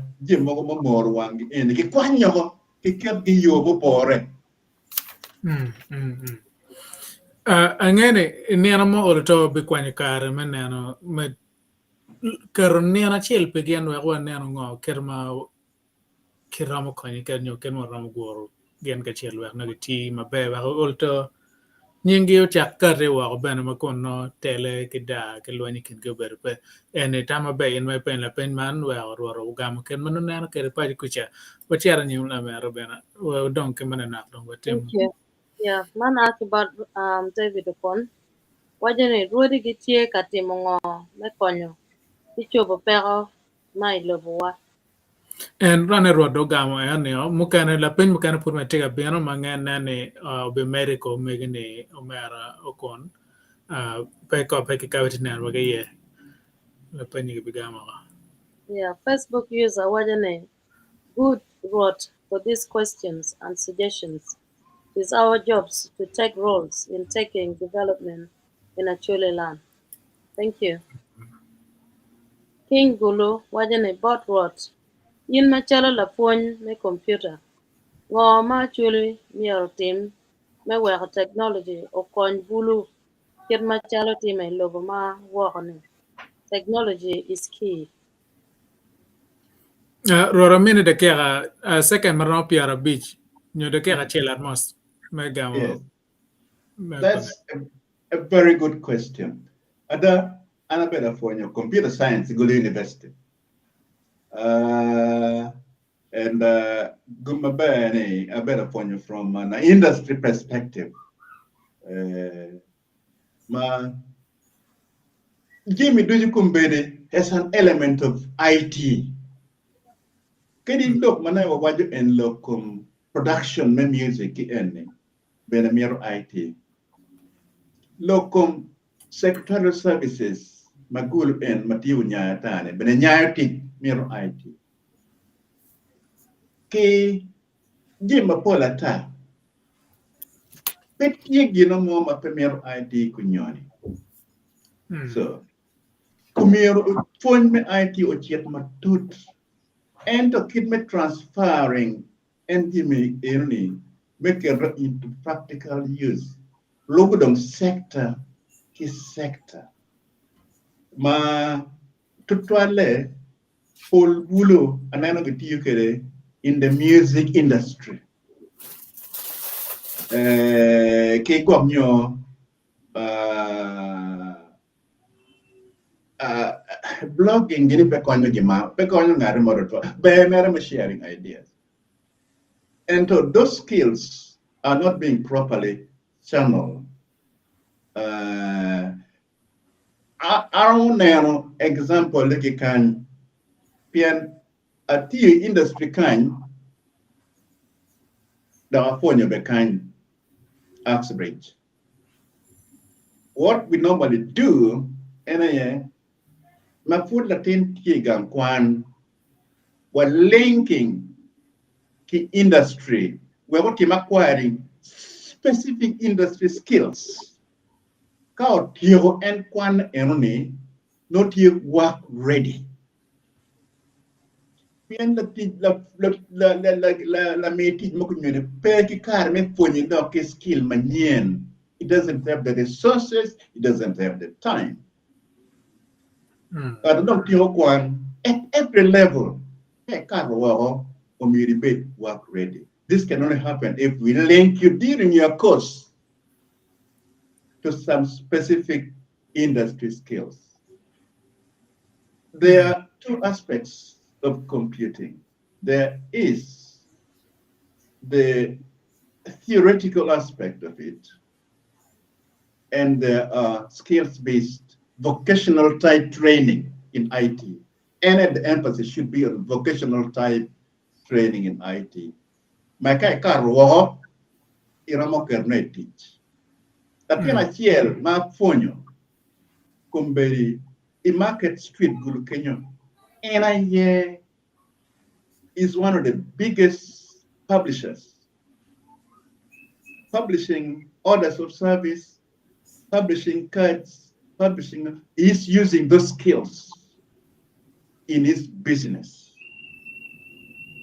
He made a transfer successfully, specific Microsoft skills to provide a service, but not when mirror. Otherwise, IT will be a child driving license here. You will need it at some point in your life. It's a skill for life. You need it. Payment teacher can make work as a whole. Very company mobile phone, and you need some element of IT and understanding of IT to be able to use a mobile phone. So, to a name, Chalamet Yanyo teacher can enter make in whatever endeavor it is in life. What name chala skill madam tie build the ikumi make konyi bikuone kolo. Beretol Rwot wa mer na nyim ka ene mukane kon wa be mero la chien bana ka chenen ka wara mer ne. Oh, thank you. Aman akibat David Okon wajane ngom miero kiti kwere me fu gwokole kipiero yen tutwale yen makichamo nyige. Manene tam akibot Okon na no famita go. David bene pun mere kanne miyo ngom bot dano kiyo nyo chente pero me tiyo te tiyo kaplan pere dok bene lutela kilu kwenye kilu kaka mier kutam matut kukare kitam metela kwen kitich. David. Man Facebook user Mawajane, in my opinion, to wrote questions urging Acholi worldwide to contribute in development of Acholi land. It should start from panelists by telling listeners and calling all Acholi in US, Canada, Australia, Europe of 5% of monthly income contribution. Yes, it should be done. Contributions. Yes, it should be done. That's what they say. It should be done. Thank And you. I come back about Facebook user and ye kuberne petikan yorakan, but we be no ye again. And we be do agamo and a chen we no we win tam and a catch tam marwat ram new panelists but tie piano way in the only companelists are going. So konwanan kan Thank magamo. you. Yeah, man about David Onen. This issue of Rwot Acholi, what are the people of Acholi doing to ensure that our Rwot all over Acholi land are able to sustainable? Because if they are able, all our cultures may be reserved. Man about David Onen. Yeah, road man kon be na kan mere wi ne mana kanya we no. Man David Okon, teaching be mother teach me kelo de ma pat miero ke chwak dok bene ke kony kogi. What you call David? David Onen West Nile, Teso, Karamojong regions are now called Northern Uganda. What is being done because our projects for the youth are now in these regions and yet being reported that these are projects. Rorong ga man na second pair there. Yeah. In the politicians, yeah. Strictly speaking, kai wajin Northern Uganda pinyoni in miri etirana no lao ka Julie Kenya. And to know the logic o a gwamnyo soroti, nyo I Mbale, nyo I West Nile, nyo I Bunyor. They will extend the definition Northern to cover region kama NA yewin. Where and would chena mona muno myortiet ya chili ni to get cat will have little impact. This is a political issue. Ma gen yobuki government ke malakun. Kino chant king Northern Uganda. Pien the issues are in Northern Uganda actually kilau. And the question do to get cat. Come on no mio benepedon ye. Gibo berke kuj mama pot. Pegi tiki problem I wanna tiki ni. And to me no channel to begin with. Umir tiki energy now. And to teach them to get cat to her, where her impact. Pen name my bear to a piano cat to her. Man is a political problem. Again, remember my parliament and your name my bear. Nikage wajene, Northern Uganda, your bed strictly the political definition may Northern Uganda. Yeah, and again, no kaludan yang mabe yan yada ger ko beri Northern Uganda kay waj ko man no gana dong kat ger da ben da ko lamo kay bergena bubub na wa nan chaktum no chak tiano wa American program mati.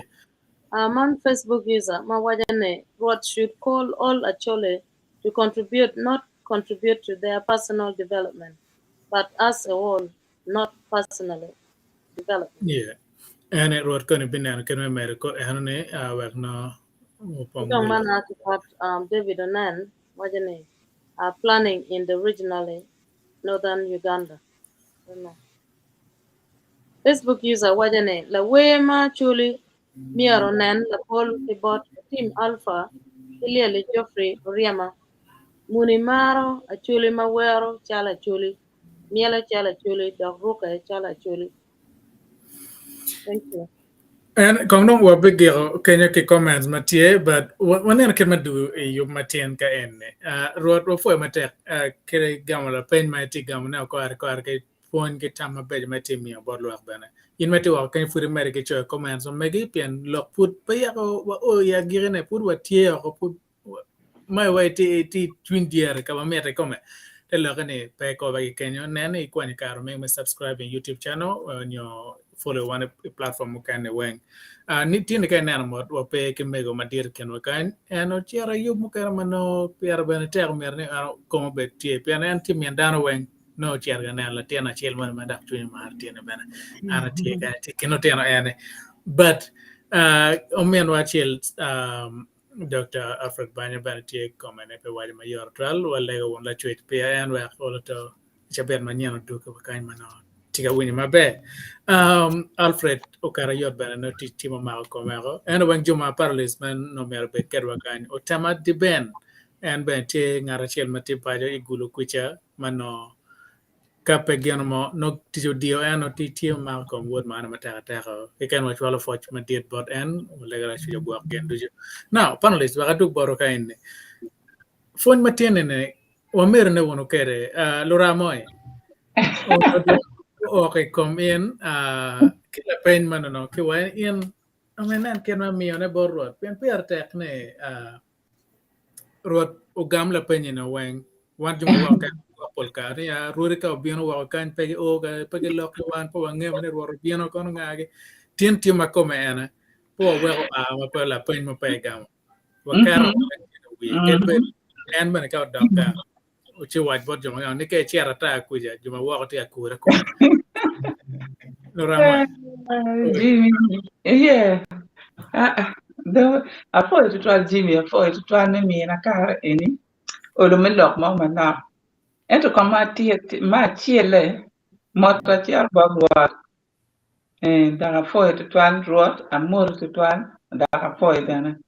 I'm letting Chadong, car kidio Malia to try.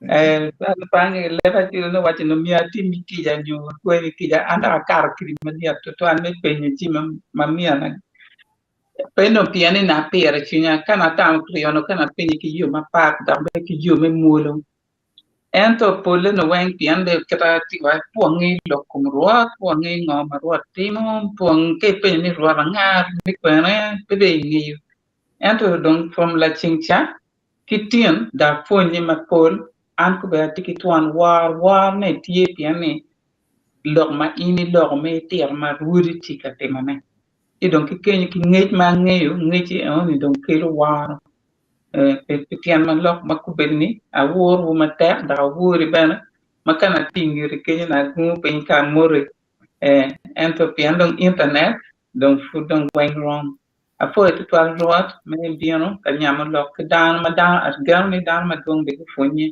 magu winyu ngo ma rudi tika tione gina no tika yelo gidano en kawa biro ka lo kuman cha wen dan bi nyang ni kara rudi ni ada ti pi wan en to pe rudi ma ki wati ki nying rod ngaru mone en to no pe ki ngi ngo ma rudi ti timen man ji ma i wan ni ji ma dung ma dwa mo ponyo dan ngo ma rudi tika tione da ngo ma rudi ramo tione ma me la pone me lo kuma chil parliamentary group kilo ka ngom mo ni ma to mo ni ku donye ngom ku cha yu ko hotel gini ena chi ka wan niang ni wan mo ti ker ma kuma ka ngata ti ki pero e chiaro ka dong ngat mo ni ma dong en tam ni taje lach to twan en romo ti mo gi mo ka ni chien lach to twan en romo umubi government beni wa ngini wa romo chiar bot rudi ni mo chiar bot a chil parliamentary group gi chung pi jomu ken ma ti ken pen kuja jomu ken ma giti ki luoro pien gi tawni ka koni e wajo gi no moni dire koni ki wa wi at en vrai at lu mogono o nyu dire ma ki wane ko ki mari ki teri buji ber do dare digi tawa ni ji ma kumen wen luor ma kumen wen ki twinda ento be ka dam gi ngi ku ma mi e chere ene men kon ulu kon mi hope and more what hope gem kida ya sa po et total road and ha po de min nya ka tam keto kita ma gena da ma pia cher la pen ma bi penya eni lokum lution en agoni lok lution agoni pian ku don e kar me mon e tie ke gena mama be ma ginge ye pain per ma dir ma no ti kongi ginge chui ki kan wi gi po lokum ta kan wi gi po kum ji ma ro ma ke ti me kan a jiji ki kana na po wi petiket po mama be ma ti wi gi ma wa ku tam pi ni gien wen gitika ko pitama ngit ni angari yang oti mo kuma ngari ti kuma ngari ti gien wen petinga ti mo ma tika ko pi ni mano mier kana twa mier psychologist mo ngat mo group mo makitier kon kilok wilutini o bucha mindset ki chaktam ni tam pia nyim pe tam gel muti mangej ene kil per ene kala jiji ki ngong ento ke tam ngo mai mier ibedi ya nyim kai mier be la fun tam lokum la fun ki ken chika kon mo ni ti chalo ketana ne professor wai ki mi ki jumu kenen ka ki mi ki la tin ma da wai mi be la fun tam wen ti kum fun tami pe da ngi ngo ma yang nga mu ti mi kum guru ki meni ki ti wi bi be la ti be ne cha na ko ma be wi cha ya pe cha ma ko cha ma re ki ni cha na ni ko ka ti ko pe yang dong ngi ka ma yang mun ki kampo kara iye en gin ma mun ki kampo tingo dong en kum dan an ki na mod en ki me kitana ne roba wai ni dong me ba lo culture padan ti ada en to kai kien mo ka eni wo jo ma dungu kwan gi ni wo mo ni tamme wich ene ma ko dan pe gin na dan ko kere kumi tamme wi ki kini ene ma kere ka bela tie ka ini war la ko tomi ki ken ini tiara ni en jone ane ka gi timi ngu timbe ngu chet ka konyo lu tiana gu ni ba ke lok tam gi ka lok kadi ki mo be pe kadi ka ku lok tam gi lok ma ko rech lok fu ki ken wa pe ku tam gen lo pe man gi ti be ti tam ki gi tam gi ni gen lo pe gi tam ni gang gi pe ti la ten mo ma gang gi pe ti wat mo ma gang gi pe nyu ngar mo ma gang gi pe ento dong be a bi dong ma dong ento an gera ka lo ka go ni tam ni gumo ko tam wi gumo ko ti kama tam ma rai te lo ka ni gem dong gu bi ko dong ti kenyu pe gi na anyim du chi do ko dong ka tam go mo gi tam ngi chi ka tam ngi chi ka cha le ga la chwe ni ne mo gi bi tam anyim ru ba gi bi chung ma ta ye chi na pe nya dong en ba ruat Papi te babaji twalka otika kilabu mayani.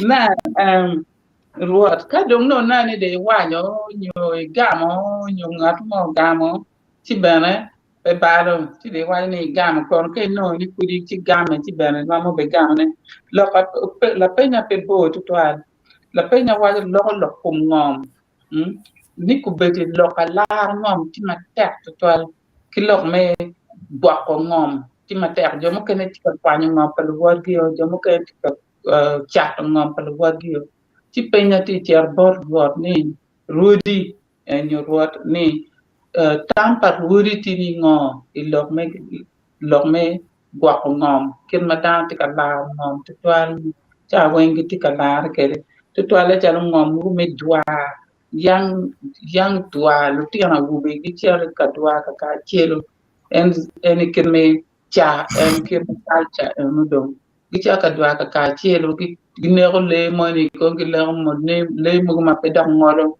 lo me ni le man lo pa government cha la fo gi fo gi nyo ayera gi nyo o yo gi le mo ma te ma pe no mano pe le me game ene kana te wa ne chino yang a cho no da chere tim ka dwa ku be di don ki loka la ngom ki ngo ki ni jim ni en ti ka roenyo and also gemu ka na yene loka ma yang ki yire kwar ngom ma ki yire kwar pi ngom lu ti no ye to moni u ye o cha ngom ma kwaro e ne ya bu no ngom e o ma ka ngom be di ye o ta ki yire ti ma la tu dak ki bion ki charo onyo ki panyo ti dong chak ni ani ami la po angi para ti ma ki golo liele ki yiro mo 1960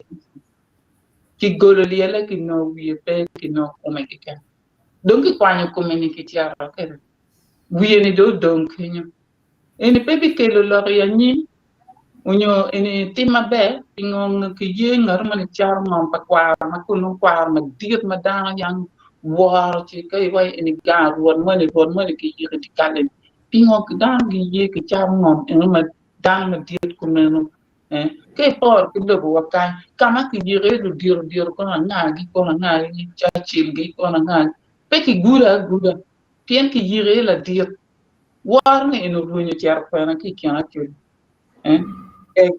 ki da me pe na ma ri o war me tim ngoma tika maduri tika tim ne me gengo me jokon chat nyo laro ngom nyo kwalo ngom ti man la pena con gip kuma et ma pia chi al ma bo amir e me de ter da me a ne ne noya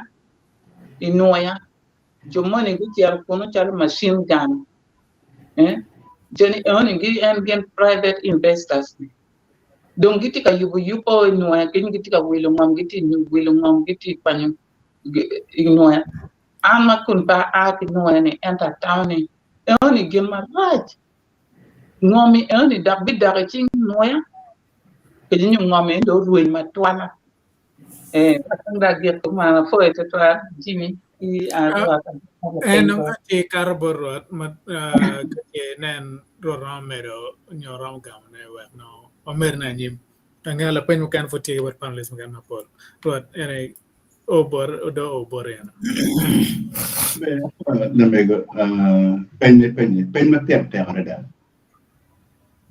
Ka inan mot ko ngomo no yoro be ya chi. Tuon ngoma chi ni. Kay tam independence population in Uganda kolo noti 5 million people 1962. Ikom 5 million people ni actually no bene pe 600,000. It one ngongi enoni.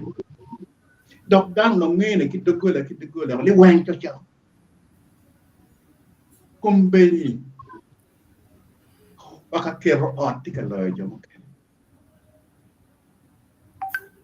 Mano cha oni within just 50 years. Mabene da one foot will be pedwang. How is it we arrive at this state of affairs? Bal tiga agama part Paul.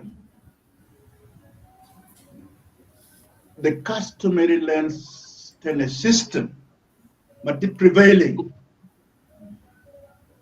actually name Perat lewang ngom enoni ke go customary land tennis system. Yam chon ngom beronoti communally owned.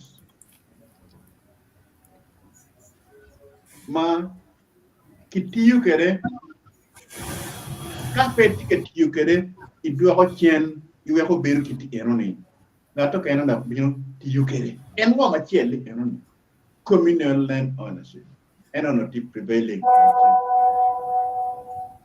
ma ni kana madong dano dugu ki camp jimla kero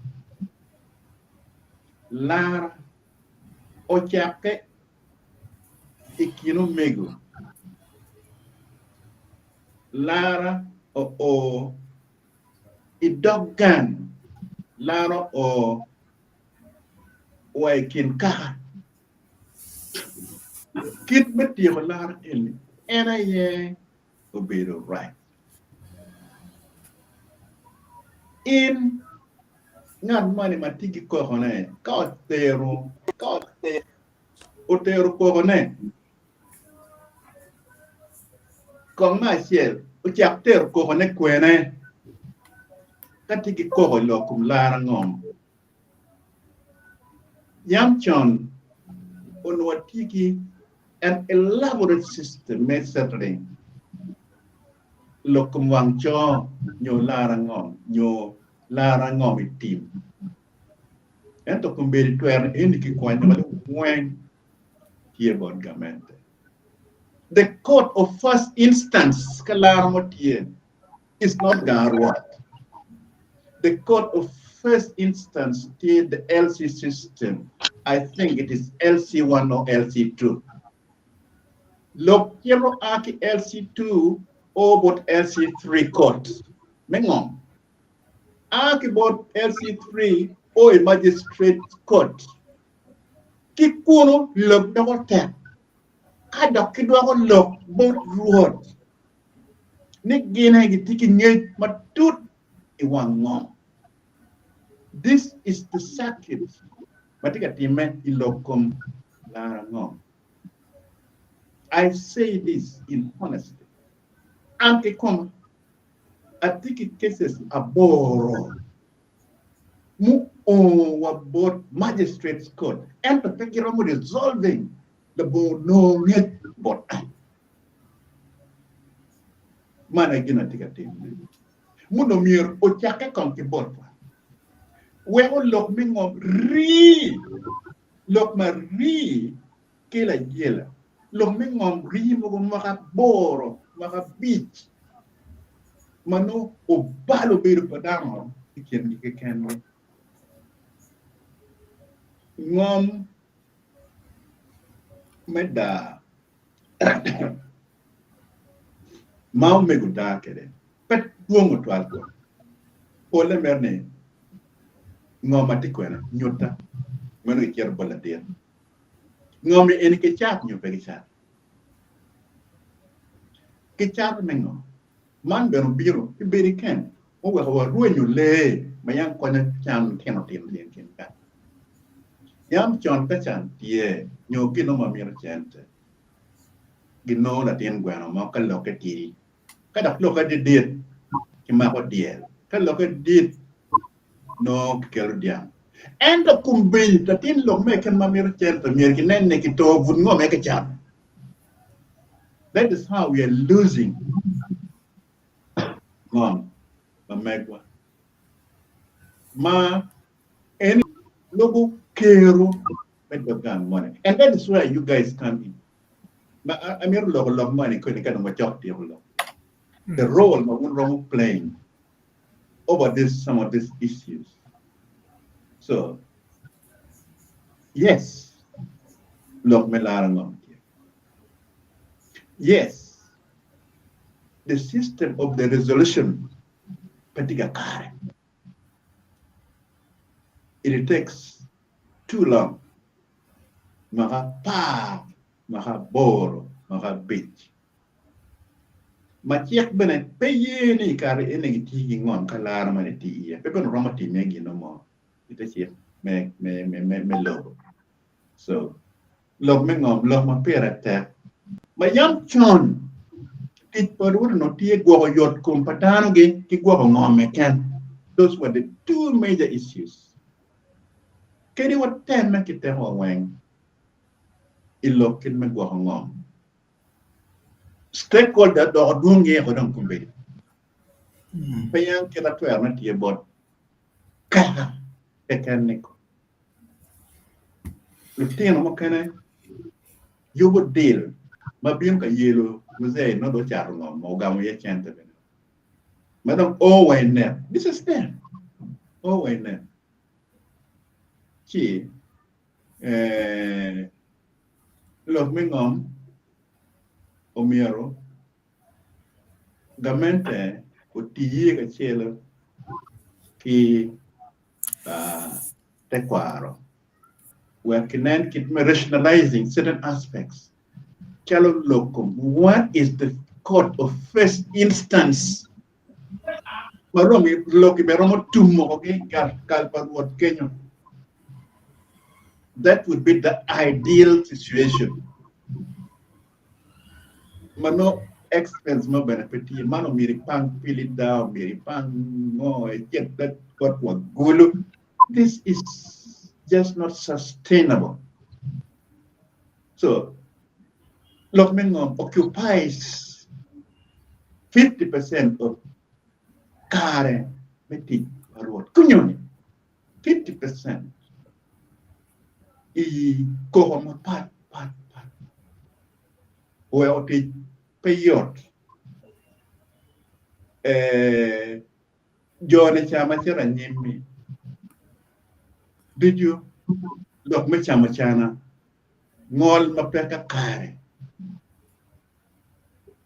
Miri, we're getting out a look at bear. Palo ko kira nyim pingol ka nyim kuja. In magino mo ni pe logo belui. Ikum lo kimuno tia tini. Man mene is another factor in this aspect of kidme guahongong. Kidong kirana wajani. Chan mo donyo bot pani. Ena di kela yelo. Chan lokum kwan lokum yot kum kidme guahongong. Wherefore, the first thing we think about to resort to get some cash is in a woman to chat no. Ngom ka de chat of man no, they be chat of when ya. Penola pian is not proved to be a solution to your problems. Ma pelo ate. Che lo me ngom lo me de. Ma eni ora chiara pero ma tima na we. Omir ke kwar ma de gibet pin Kumbericamente, menetiki mirri, pin projects madonyo pagamente ne. Gitiki yek magira mo gami engom, kangomi en mite pilok me security ki health. Benetie and alaga beberutie ki the gamento begamo kene ngom piton logo. Big mirri there are 18 amendments. Madam Tie Yobo, in this parliament, we still don't know what they are. And so, I'll find out what they are. But anyway, what kind of a deal? Actually, Mom actually put here, Maramo Go population money, put here. And so, check my aki walk and I take a yellow one. La peña ni peño ento la game mati hito tuat peke. We just get cut around the issue. But kila waja ni kalara tie omiru kinen kinmeti kone iyo mu pore starting with the court of first instance omiru bet mudok kien igawa kira yam chan. Beretar Rwot. Igam la penya na maleng ma berda na la mero beno wa taking on my merman now come Rwot ugam wa na wa ben no okel wa umed ngej ma ko dag lok me lar ma ke me gwa ngom na mero ben ben wa yare wa mero wa Raji na po tuan amaro jordi kuma gitika ana mero jolo tuan lok ko mo lo lu ba ti lok me ngom eni lueny ma dit tuan ma wan machalo kaka mer waneno ni kineno kir yo ngo me kelo widana niang kir ma chiek me ngom ti kwede you know me ana lo ana woro ki personal experience new experiences ma ana kar ke ye tuan le gang ma lo ba ki lok me ngom pa kwarwa tuan le from ban menwa ngom ma winyo na tiro loho pero ma dit ma ko beritie bulu ma dong ke tamo na gien wige dong lo wala dong mo tegetie and eno ne en pero ma dit ma ko beritie wan ipanewa matie kidum katum lok me ngom tie ma ana bichero me neno ne ngom pa kwarwa tamo ke yiro ye grandfather forefathers ma megwa Latina woman mo bino pier keno tu ker mer dokane William. Madong wano chero gulu longo yongeo me chakalwen. Now, immediate look man lupe ki kit manu kik me ngom ti kwede ki yo me war ki yo me mola. Ente no ne ding wich mo ne ma war dong lo tiano piti kede ne. Pe wako ki winyo dano. Now, ikin me padano itamo ne kakone initero ki chiek ke makala tin money. Yen dong kumberi jeme no dok chal me lweny me geo gine eno ne yen do e dok la bal kineno ni wan ma ki woko kanyi wana watiga ter peko umigo ma chielo penyo ni in me bino ni bino kang'o naka jamo tamo ni wundo chiero lae kuja pope dugo yana penya wachi umera ngomne ene ma wan watie ka tum kan tini dano riyo weng dan mo kero chiero wabi yale go ngolo lo haka roma yin me dugo ne dugo katimo manyo ne wune utika piyo dano neno dong piya ene ma wuno tika piyo nene utika miyo kwi ma raji kwinyo piyo ma wuno tika nyalo ge ene now yin in ma wuno tika teno ko madine development ka bino kitene ni development bino ba community bere pen kichimo ka umier gi kerie oriat era wun pe maka ma telo community pe gi twer ma miyo ngom ka hormone enoni ka family ba developers yo ma dongo miyo megi enene o confusing gen ko beno gi tiga mier compensation endo dongo ker chinga ki cher ka kwana ma anda dok ni wake nen tim ka ngom ma ma lo ko ma rio wacha ni in pe chere ya ana chere uchero no lo tiara wubo chungwe wi bie kila kiri chingi kitika kwa yo mu kana ma twiti tulu kun uchungo bene kuno kitika kwa mentality ina malo tiana tikwere ne wabi timo ni ni mer tiara ki bar entis mer tiara ki ko ne kwere ko mer ko yo dong chingudi wagrudi ko nen kir yo me doro kir mo mer ke nen lok me ngom tuwala lok pa ka yan no tiana ma ko bere tiene war pe tie don ko bere ni anyim palo tiana de bere ni this is game mo mer wan no ka don wan yo ko gamente ko ngo yes gamente tiga bino makapa wa kwa in the next 20 years wa be bere chala dan mate Kampala yin ngara mani noni neba ni ngom ma initien ma don gwa ke for bar family yini chaka chara ngomio bala rok mo la rok be bino ke lifestyle in mapat bino ka infiltrating cultural heritage this is peha ma wana tikere kumbere personal experience ma bereke the second one log ma la diro log ma pere ter elsis kilo lungol kop me kot gen lo cham chana ma raja dada kito kidogo mirami dog bene ke drugging lo ke tek da mer mo tiemo a ke wa ka cher ga bere mo achiel kinuchu tika kor lo ki chimo ne kor ge ngolo ki chimo ne kor ge ngolo no ke kwanye chene ki miyo bala ngol ko ene pe mo ne ge lwen dok ka lo ngol ko pe ge nen lo me chente ki kwanyo okong wa ki chu yada ti lo me ngom po be ge doctor ya chi le be po be ge ti personal experience ama ana mier sharing kedu won mo ti wa kan ko cher gang ben no ngeyo ko mo o cher ya ta yen wang mani inde ti wa ti mabe ti lwen na don ti wa in ma de cher ti ki chende mier lwen kom dan ti without any evidence no ento envy ingone the gap ma ti kin dano mo bere kam ti jumu kan mo no yo ko rian wa there's that huge gap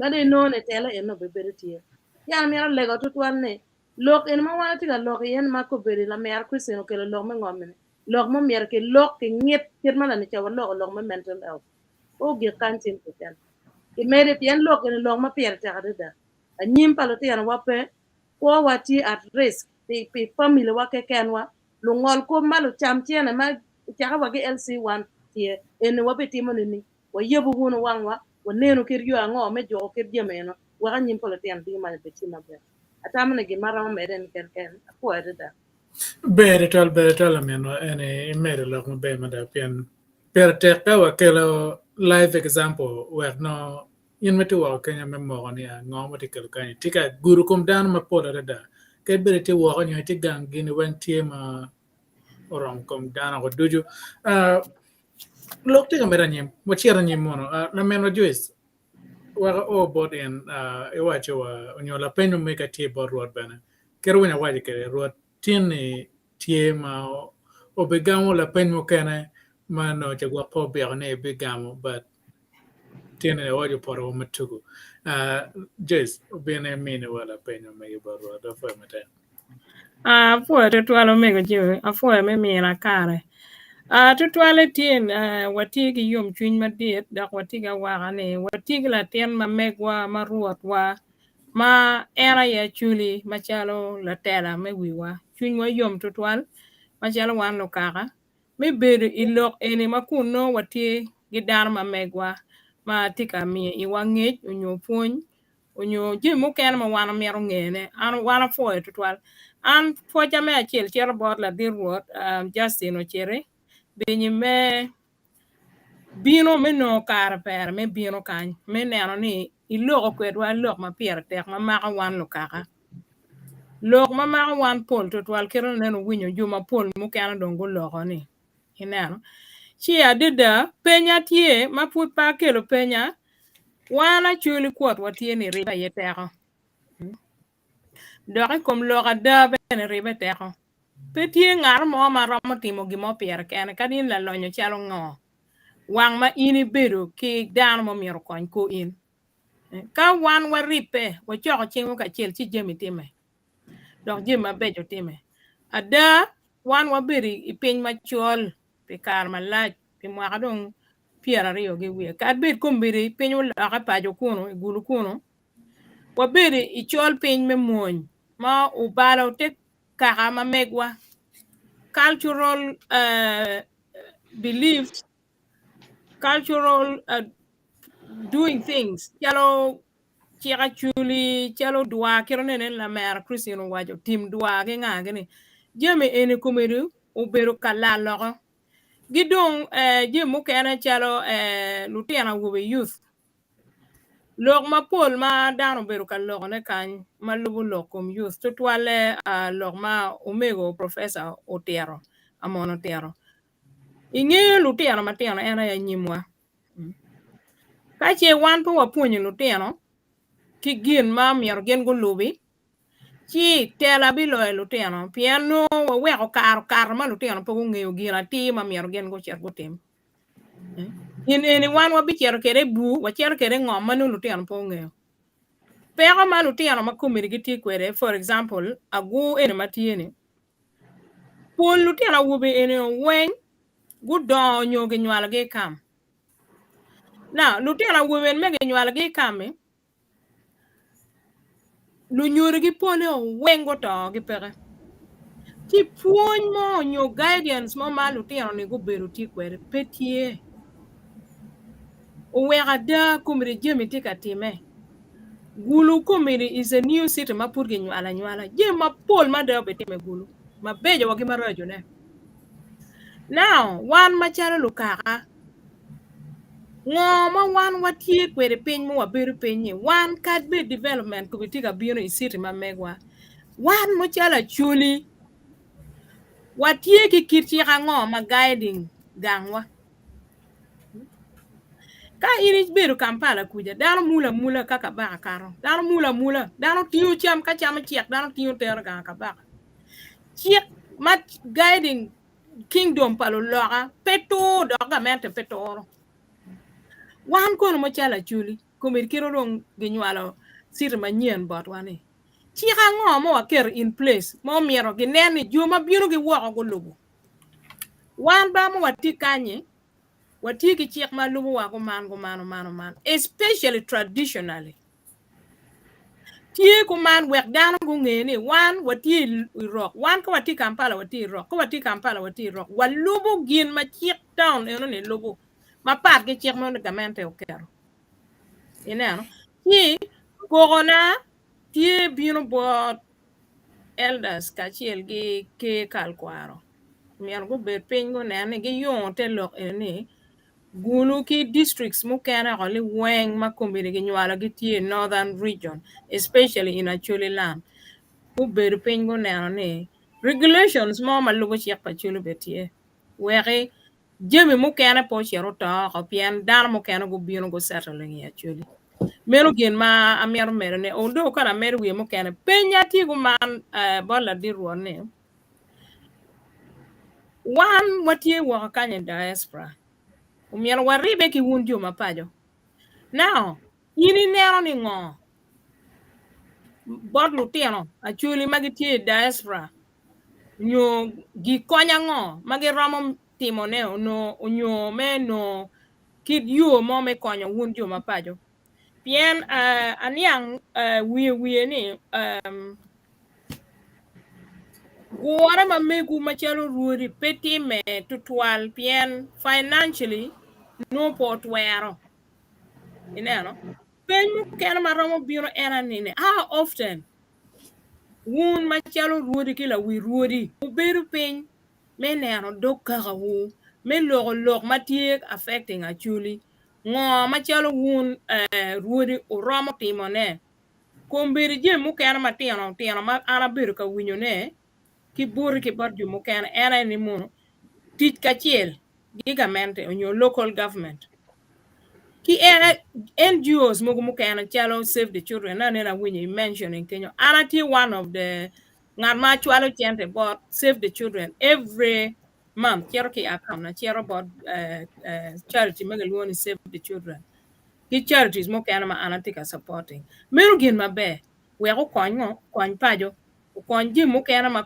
ma kar mukene waloka nge chalo nyual plotino kwan ge ene pien bodies chalo eno ni giramo bino ka kwanyo lotena nyero meru gin mabe winye ma wun winye kwed gi jo ene ni gi neighbor ma migi kira nenen ini tiaro kwede ni winye ki ruori machok ingeri boundary mukene machok ingeri onyo mati within and actually region bene meru gin mabe don an penya mera tieni konya ngo ma wunu miro ki bot diaspora wan wa miyo konye kar me pero me apa one Londoners especially ki a few from Germany and America ge Canada they came in and helped in paluor me wajane wachualo equivalent of 10,000 pounds which is almost 50 million make on your pa penny tien loko chero konyo mapa ku lok mo ma gi romo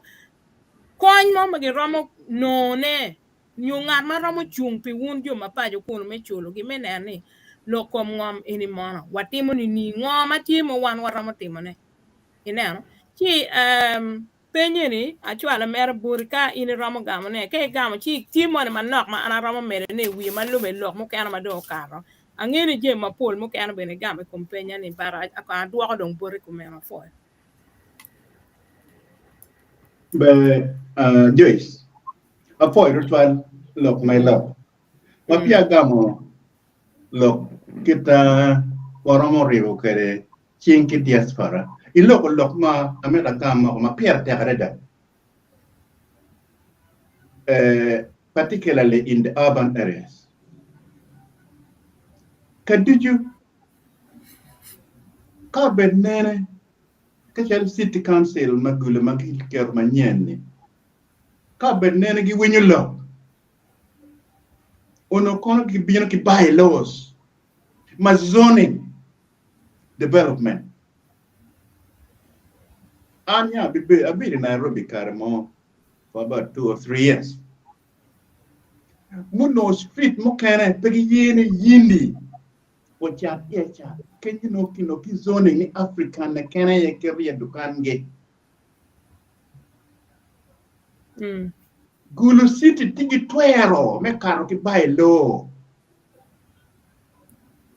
me wajni ka ene tite bibedo kuman peki timo matoro chiek pagamente pen tieko yabo ni ngad mo ke ken romo wilo ngom dok romo bedo ka mo ke ken Uganda endo tiki diro mo magin technocrats gilo mo ka tikere me zoning kama ke miti ki goke pe karma nyin tie romo timme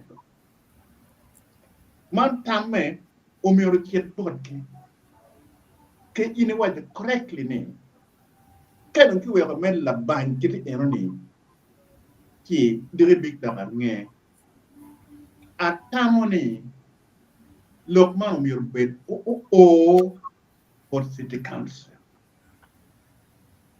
This is a political issue. Ma technocrats romo konyo yeah. The logic behind this is guahongom. but it must be done technically. Man promoting men. It's possible in all the urban areas. Zoning. I think this is the way to go. Donc, manti kok bar chalda. Now, kong nong ada kum lo ma iti lo kone hang on, let me just deal with this phone.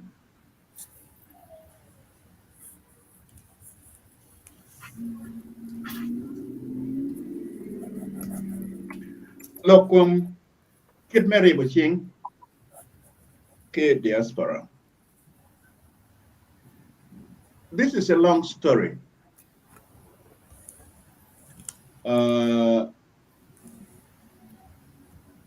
What does this body, the diaspora, represent?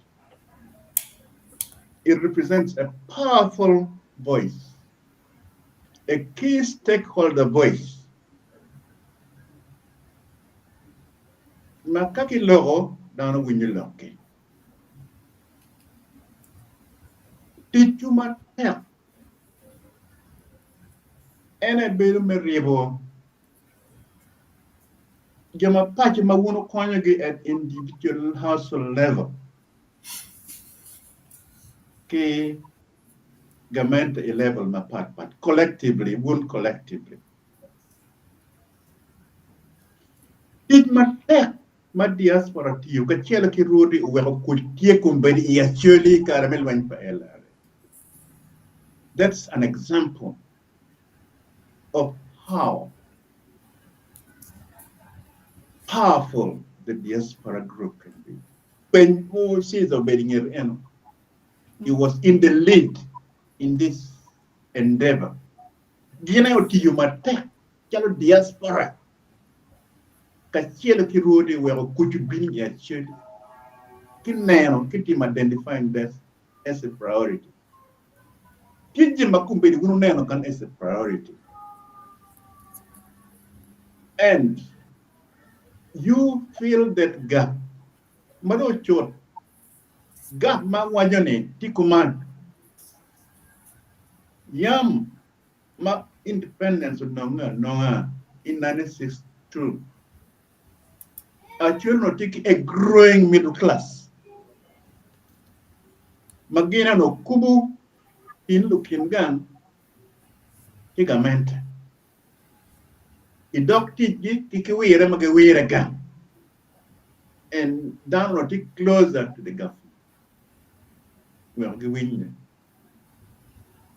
This middle class was literally wiped out Karbamin. That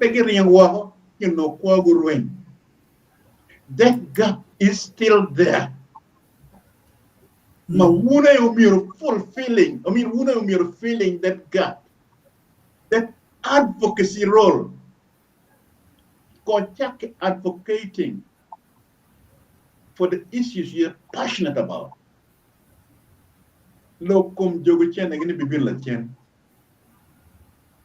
Lobbying and advocacy in that role of a powerful body, the middle class. Makubukin looking gun. Ijomanyim. And this forum is a very good example of that kind of what good can come out of this togetherness.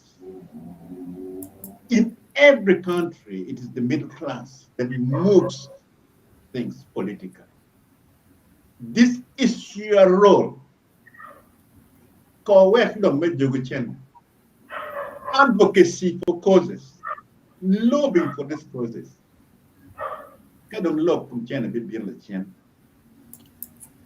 And I applaud Macau to Mumbai. And Mohamukar, Malok make COVID billion. I'm not taking Mohamukar. 2020. I think 2019 and 2020. What you have a group more, you know, ALDE. Although no end Jamaican, America, Germany, a few people in Uganda. What people take to fill that gap, make emergency food relief for the most vulnerable group, you know, can't particular board game. But it was organizing at that level. That is what is missing in Chile Kunyon. That class, middle class, muno yamu chaho don e karme lo kenni. Kino chot. Binu, wunu binu waho has started to grow that middle class. And you should build on it to become a powerful voice on behalf of the community. And I am going to look here. For to twelve, la dir wori gam lok ma be ma utuju ira ma be ma ngeni joma wako kunya bene gunyang ma be to twelve ka kwene kama wan waramu bino ka chiel menero ni wadon Lobo Acholi pe wadong chien dok pegi yerwa wana chuli wati very perseverance watek wachier peko wakaro gi peko ma pol la dane ente noni walwenyo gi kero wa duju pi mamo ti kwede ikom kakawa ikom wa kekenwa gin ma wana chuli wa nyap ye era ni pol kar wa jion kom wa ka konyo dana ma woko tutwal wa mine ka konyo dana ma woko gimiyo tam woko ento pe me konyo pajo miaro wa chego menero ni wa konyo pajo gulu kumi peti siri men pinono ko siri ga dong tie miaro wanen ngo mabe ma wana ramo timo ne gi siri wa ina waja mer chiero buri la dit pi jimi ma pol ma da matin ini mi wange mi ni wa yaba wangwa ie we kari jo matika winyo wa woko kuno gien bene gumbiri gi chiaro lubu gien ma ini waja pien ni be to yin ka pe ng'eyo gimo dong chien pe kar malaj madam ka yin ng'eyo gimo wek lobo kodano itimo gin maber ineno chi jimi mapol mada mo miero wan watimo ng'uno wek waneni pajo wa timo maber dok bene wan wang'eyo atini wan ki chwiny gi tek tich ma wan watikere dano tigi nyiego mapol ikomwa weko wi dano we ochuore gi neno acholi winyo ni acholi kon acholi ng'o ento gi pek ma wan watikere ni wat pe nor wa ento wa amalo watimo jimi chi arang'eyo ni wan mo wati waka diaspora kan watimo jimi mapol kiro na neno winyo ruoro wanyani individually ijomo kera gi tie gi hotel madongo gulu makubiri tiga employing dano gitigi farm ma gitiga employing dano ero ni indio achiel ma wan ramo konyo gi ng'o waromo konyo gi pajo mamegwa dong pater mapol cha timarach gimo na mier penyo ne iloko machwa game reserve pien ng'omu kene ni wawinyo ng'omu dok i duol mamegi magi kwanyo pi lok me chukare dong gen gu ye ni ng'omu kene gi bedwoko ne chien bot customary land chi ero ni medo ber kere gi wae utwang wile ko twang piano miero wun ben onong kir yo mo men negotiating we ko gam ngom mero tij maber madama wun ogeno otimo sometimes you win sometimes you lose but you balance it well pedong wakero ni agin mo karangi kero ne Christian wanyane obet ka yelo wanero do anyim ma penya tieni muno en ngom en pachuli makubir wan watie kwetini ade registered under customary land ngom malaj madon chalo me duagi unyo ngom mokere ma no yam petie inying family mo ento as Acholi land ngom in ade registered under customary land yidong me ariyo ne wekpeda kanu me ariyo ne an aki Lamon district kabir ma luonu tuturu tama dan ma pol ma dago winyo ikar mo karange ikar pamino no ge kwanyo ti andegamente chika ini man ma utime kumbiri gitika furu ye tiange joma ti la mo gitike right ko me gamlo tutur me duoko ne chien ila mo meno pen mo na atika gena atika ka penyo in bala det ka igwa tiki ngej mo me ramo gamane ye unyo la dit professor Jimmy eno meno area ko en a gwak tiki ngej mo ye meno penya tiko meno foya But Joyce, ngom wen wegi na tie. Kape family household, ngom pakaka. Now, ginu time noya, and I always oppose this. Ene kelo ginu certificate of customary ownership CCO. Ngom noya mayam kiloni communal land donc pe ngom ke perform to households and individuals. Ma it created a land market. Funanda winning aramen wadi en. Down our kitchen binu wilo ngom noya. Ma petiga time. Come on. Because of that. Wana joho ya more bobe time. But take you me go ngom in the customary manner kerayam.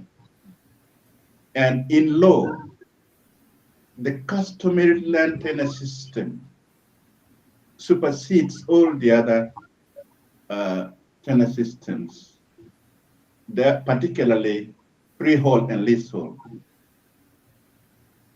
Per loyal customary gain. There was no need to undertake this certificate of customary ownership. Kita timo no any. Okay, land market more bene.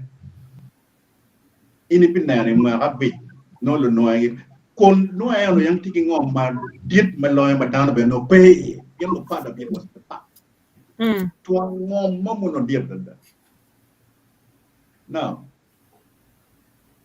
lokum no man ma tiak sugar wax kumberi atiak sugar wax tiki outgrow scheme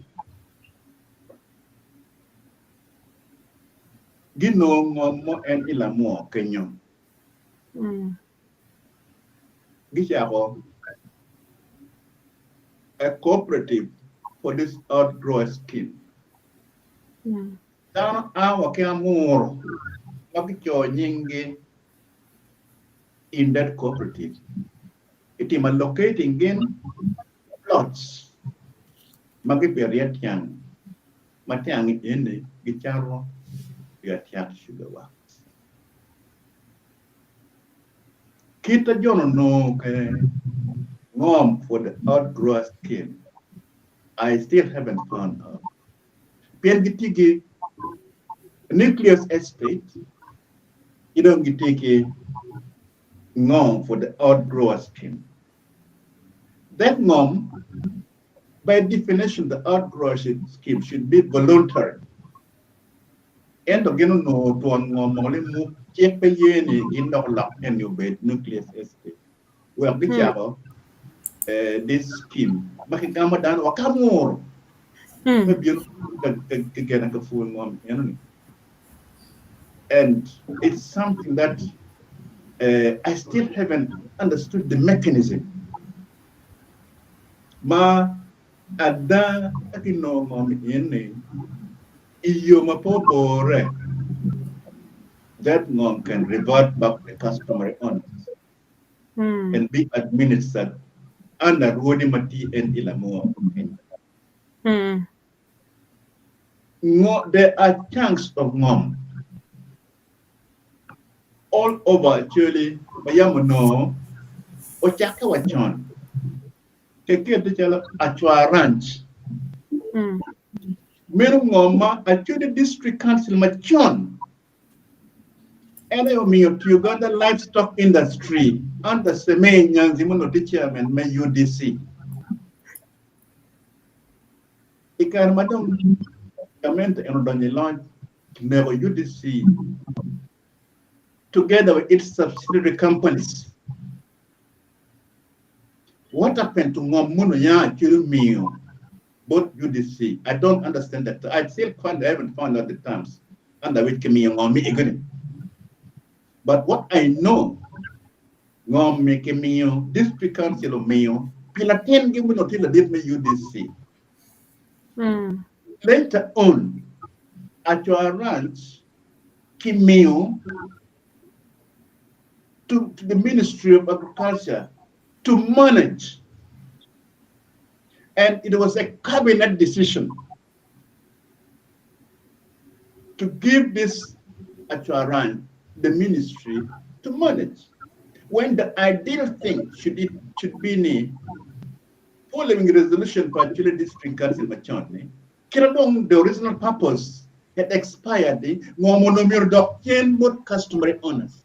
Umbeni at your ranch, in case interest more, it specifically giving a chance of fattening of cattle. The original purpose may no livestock testimony, and not convey to individuals. But this was not a law in parliament. This was just by cabinet decision, which doesn't fall in law. So it might here to recover this chance of Ngom all over. Yeah. I'm for my tech to 12 for in kill we went young but for Yeah, better 12, you know, look anymore, Keratin. Tia golo, Gahuma better than man of nature, mega man of Paraya, but what you're on your monochow, Timachi, get what doing the camera, Parangman, well, Oya Giri, you Martin, but my put Pia Wacharoya Giri, let it press. When I take it in my way and then.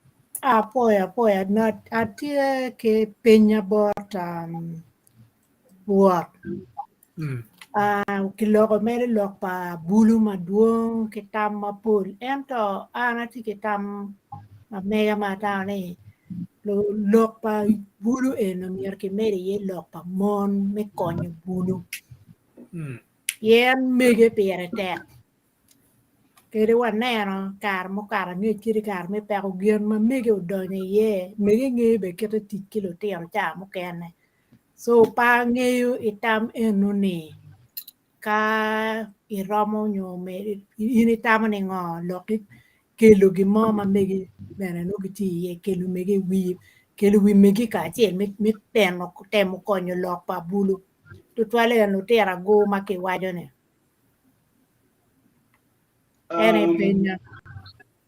Yes, that when you look at Chris.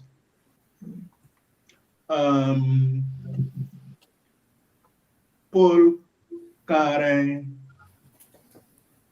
Kacharo actually the Tiano Gimon Gikaria Gulachian Manola Cho, I don't loyal Wiki. And Kumberi, the Tiano Chow Poker, Kenway Kumegi. True. We just can make it up lawyer one wiggy. And to make it a combination, agenda give it up here. Government to me, get women empowerment money. Madame, or when you time they come, kidman go dinner. I'm not a penny in an instant. Megi kumberi kitigi yo me, gine lo go out ba, one show penny lawyer opinion. Maybe ene lo gwa pot. Gena lo chat. Gena lo fu. Gena lo were kin pin. We are uda chuli kumbir chumwa. Begin megi erone. Any to teach ma did. Ma anti tamma kada kwa medo. Lok palotin eni konge. Ube balo gin ma be magitiga timonero. Atama kumeno ni ube bala gin mabe ma kumberi gin titimone. Cho tika jenge kumone ne matapunya. Man pitien lok mapol. If affirmative action policy ma bejo ma gamento katike. Policy ma bejo. Metwero ma NGO advocating for community. Iching mon policy ma bejo ma ke kwaro ka chela. Okatikere makumbiri daho ben rong bir ki ngom itugi da rong bir ki ngom pachoge kimi yo tuer ma dit ikero ma dit pot mege si kakitama kom lok pal tim ne wan cho hewa yel kere peken wako totwali en anatin lok pa tim buru eni akere nim diaspora e mater. Professor no minimum example, but limited success, nevertheless success in that sense. Nagama command. Lady Grace, panga kala game o gananya tinga mero with professor po biano mero. Okay, o gam me ruot apoy gam mere mabe ki kita ini nero bene kwere ki gam ku ni mon ene ko bedi uchung gutero telo gam mabe nyoto ne ki way bene kama monti empowered Jimmy Timme mon magi gene kero gi tie ma ke meru ker gi tung bot gamente ki yo ma papa through NGO ene bene ki me mone don kaka peti gang mo nyo kaka mo man mon pe eno we ana beru kitame mon ngeti ken kita mo loni multitasking ma be ma da meru gi kom gi gwo gang tere kuti mu jima pol eno ya we ni yuayo nyo diru mon chok bere inger loki en we ko ngien bere gu mi tamgi pe nyo ni gu timro nyo mi tamgi nyu kong bere gu bet ki ching ki tamgi nyo gu ket gi mo gi ka ye gwok bi la ko jimu kene chao kene kita mon ne an kere jimmi chao kene pa eno we ka kere lo ene Yeah. But angi mon mera da tiki tij maduong kombedi but dong bene en ket do be beru en lo tera wobe kadok bene peki diogi matek ti cho bene be beru pere botwa madok bene pe be ene gina ti nene cho be beru pere ya nim du leyo wen be beru mon mo pe be Yeah. Better, Lady Grace. Chawa tima ringa. Professor, when I take my mera, kai kunga en wa kel, what pura donke down can put payago wadi ki mukere chiel, but Professor, bini made come my mera manake, I made the camera machine ki nuje gwa no pedao tewa maraitwa.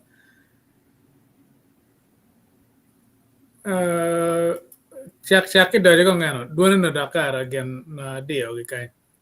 Yeah, KD Kenyo. Is it okay now? Okay, yes. Yeah, truly giwaju ni work madao bene mahole. Man nyuro teho docker mamonti kwede me konyo payo. Ikar chekar melwenyi Gusco Gulu Save the Children's organization. Oberu group amon mago kejo mago naro ni lutero magitiga duogi gilumi mier gi gwakki kid gum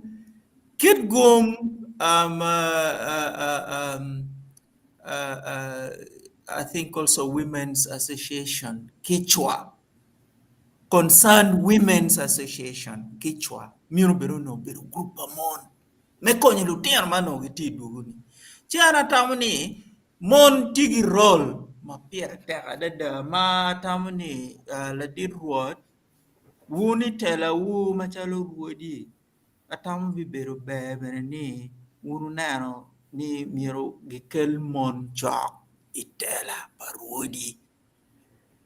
We are complimenting kerma wun machalo cho ma wun ti tela me Rwodi Acholi ni wun ti kwere lok mel ngom piratek. You see, Daro Petika Nyang history me ngom ya Acholi maber. Lok me plotting, lok me pur tiang ya Acholi ni po chaka da uma ya kia moro.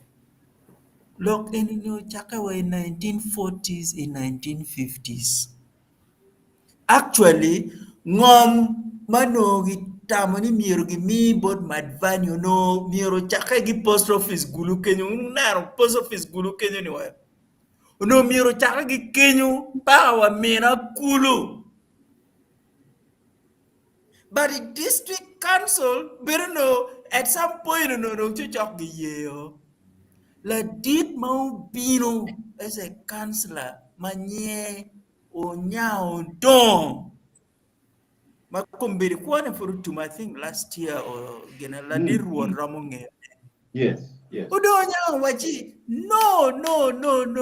Ngomo magi miyo gi post office kan gi post office kan wa gena wa gena gena cha mina kulu pake.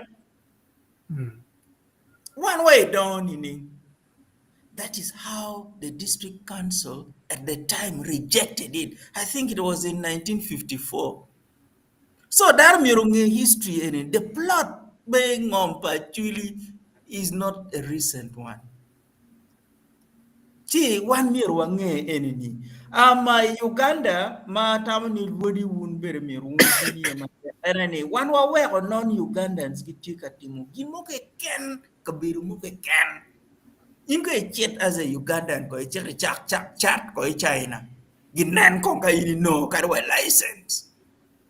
Inke agi Uganda kanyi chet ni chara la gala Pakistan. Wa kongi nen konka inberi no wa license me charo gineni. Baby no. Bare Pakistani kumbiri charo wa madu pay. Charo mera ma chat. A Chinese kumbiri merege kunu Guangzhou. Charo mer straight padibe. Charo mera ma chat. So 1 year, we should be able to ring fence some of these Guinea. Where Lutero wa punyu, Lutero wa dong kumbedi do anano da wa hamani mayam no Lutero we tik where magide kwa charoboni kumbedi dong giti char chapare. Chapat dong gingi charo Rolex mugo bene dong gingi charo. So enini dong tiki go chao nge dong ni pinga romo dio dara ini charo gimoke ken. So this is important, and we should bank on that. Kidong ma gigena ma aratam ni no dong mira arami bot ma bot word and I need look me poor tiang ba arabiru ginger for a few years.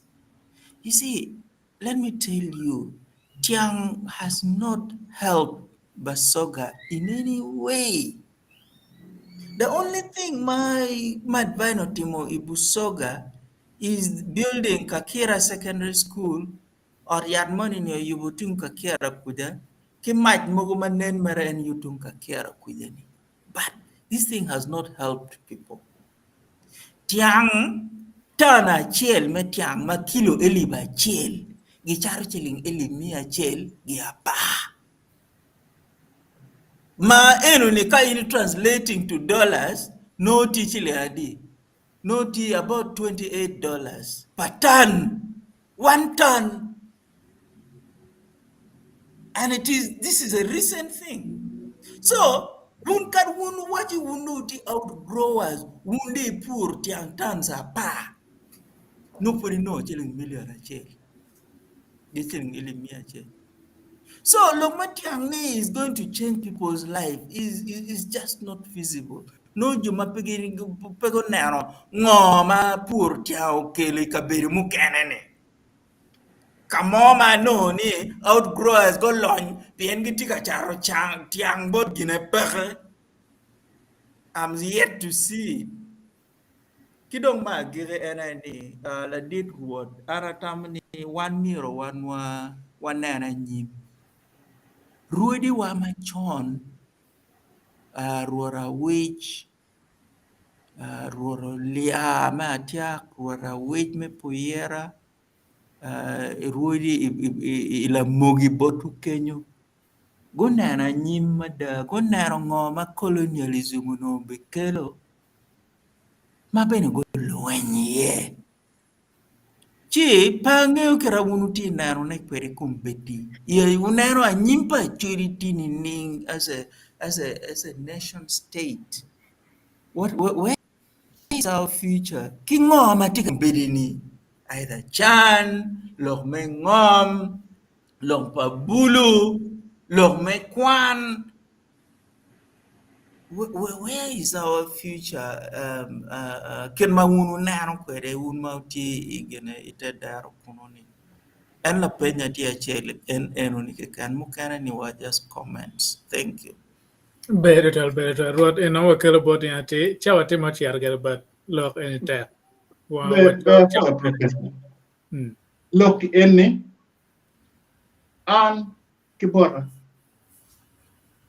Dok kibot luar na mukana. Mapat ki Rwodi. Kaben nene wana mu lobbying. Actually, parliamentary group.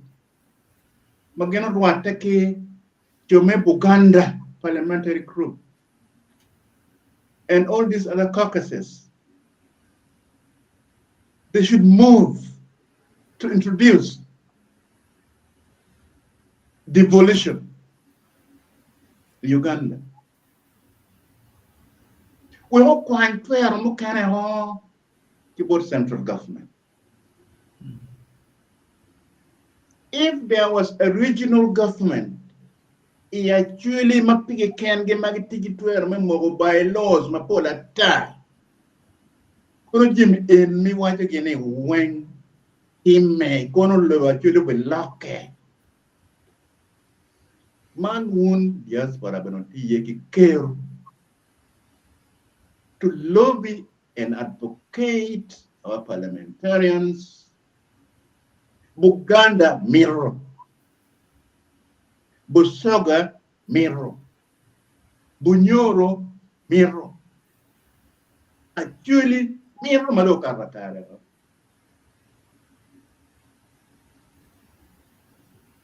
Self-determination through devolution. Again, there are various forms. This answers your question directly. What time on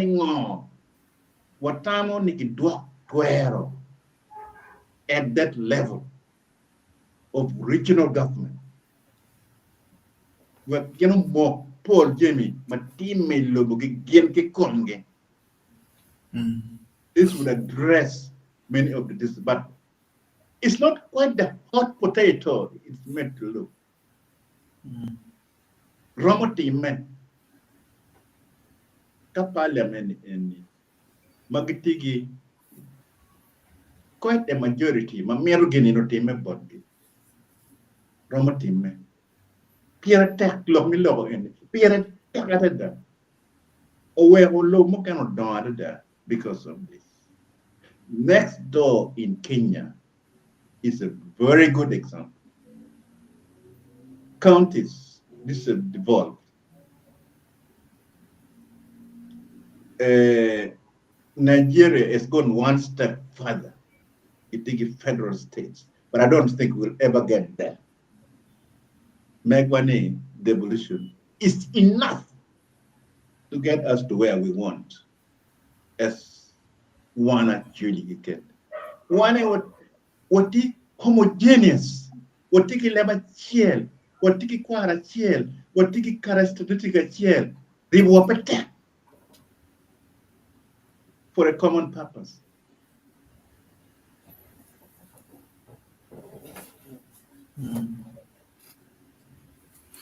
Yeah. Very well. Look, again, it's here. Look, mate. My ngene also borrow program I work on. Bino car. Me do kuchian me nan ken me kwanyo burra chicken ma waramo nan ken me car ne ma bepian. Look, any kawa chako tien bana tien ni dan pe binena kani wo. Again, me also one ya geren. Bana put pe awa chair kamo. Dr. Caesar chai ina bere lenga wana nen nerwa bere yele ana do bete mabe now kitam ki fon matin matie matek to na kireni lo ngo mara wa nyon la pen matie ma yo wa di pen water wa ben wa win ki borot I mean ki bot in ma cher borot wa jole matek Poeta. yeah Iwiny do away. atiwe Kakare. Yeah, na poe mina kare. Dog a poe Rwot to one. Pitin me me pan chane me bien kalong bodwa. Rwot no penyo tam kubot town what tiki gene the youth examples from elsewhere now waramo kilme actually. Ana tiki ario ma miru terre kan me achel an non kombedi a tiyo chal dakta endo mano pia tiyo tijuna tiyu yo diat makliwone forensic hospital. It was a male forensic unit. Here a bit can walk Lutino, my guy live to long mere walung Lutina go in Lutini in no good thing bal and Chino Kinoni and Magatu Balle no 2 tiga yelugi. You don't get Kelugi, but what can you walk in Madong Wigido Pie?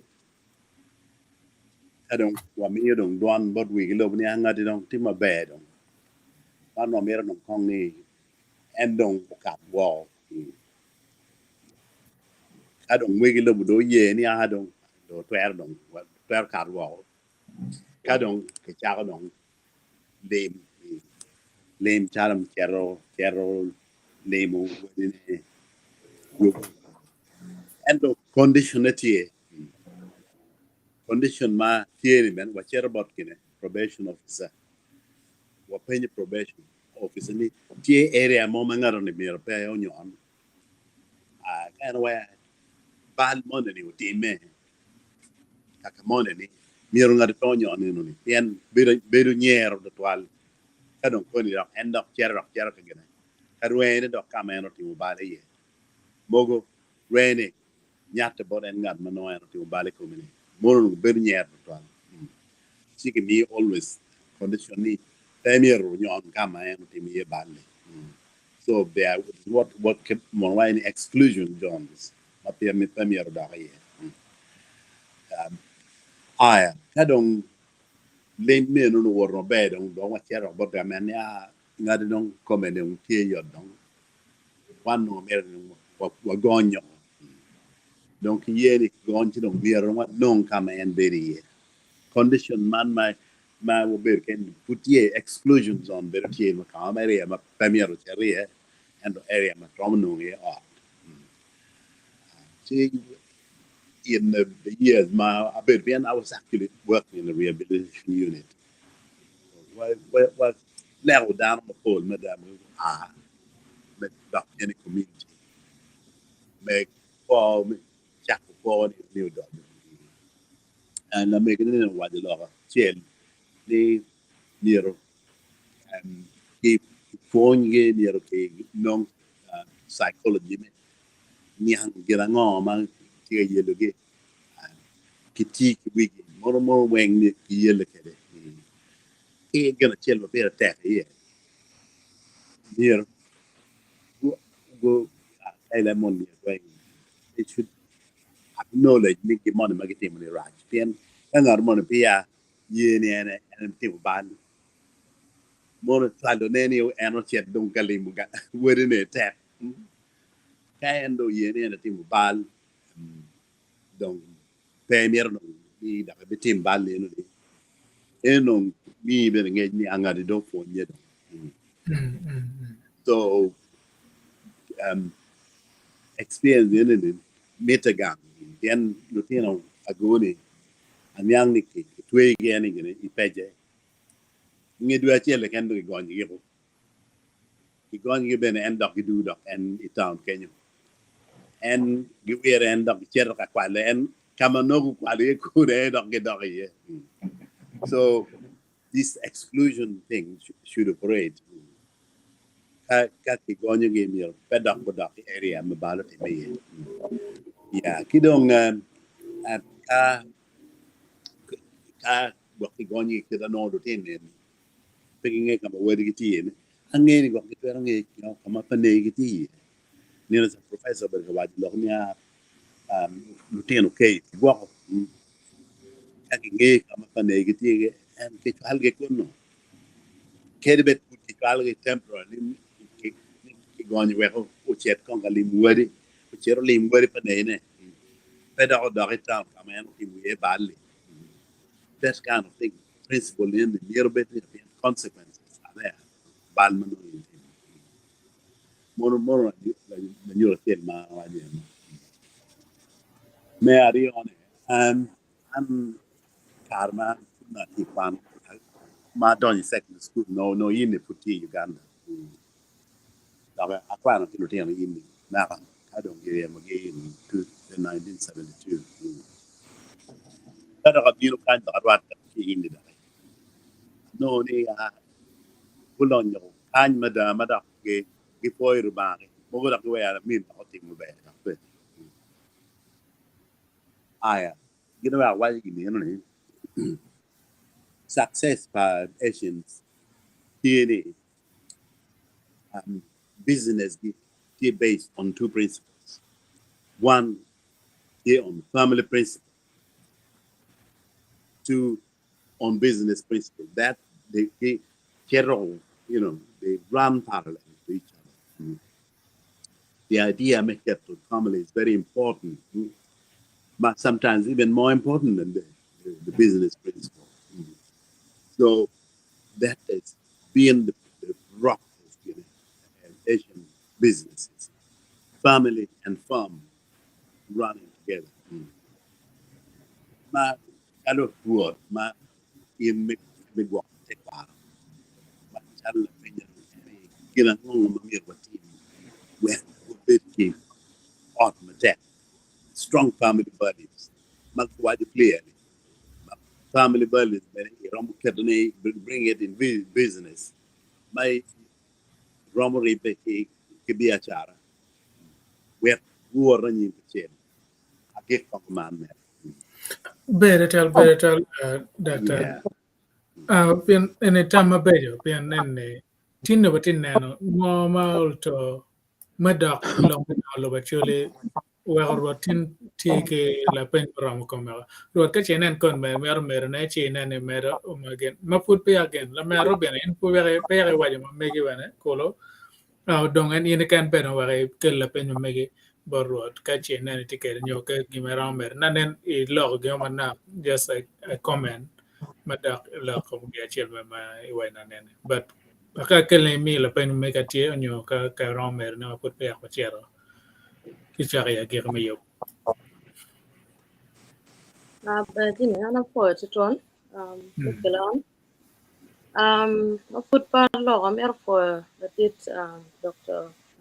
Chaya chitwal pe lok ma ana lo lok ko magu yang ni lok ene lok ma pere te Uti ana ena nyim ma mekwa mako bere nyim ma mekwa ne tiga chiro bere wo yelo ma titojo ki yiro we ko chere ento tiga topo Uti ana ma mekwa ene mako bere ki tiene kirma la diro loho kira mo bere ki mental problem ki bene kira gen bene ki waje kwere ne swaga mone tie Pingone modern world magenti iene. Itamone kwa madong gibere kere comes new mukane odong in a diverse world. Ele Kampala gibere podenge. The lifestyle and getiga kelo negang. May no ne jemene tek. You know how waja tek ne. Abinano mego mo mati councilor gulu. Wachi peko madong diet madong lawyer wang ena police. Pingon luti na kako timbal. Ena kitergi kama ke gwako ke iene kama mabuti nyo detention center kama tiene. Ma in la koko in ma ke timbal kume fut pe ogang. No lo nyoro ko chiaro ko gonya la tiene no ko chulo tiana ba police. Ti no ne police ka chiel ke lo nyoro. Giena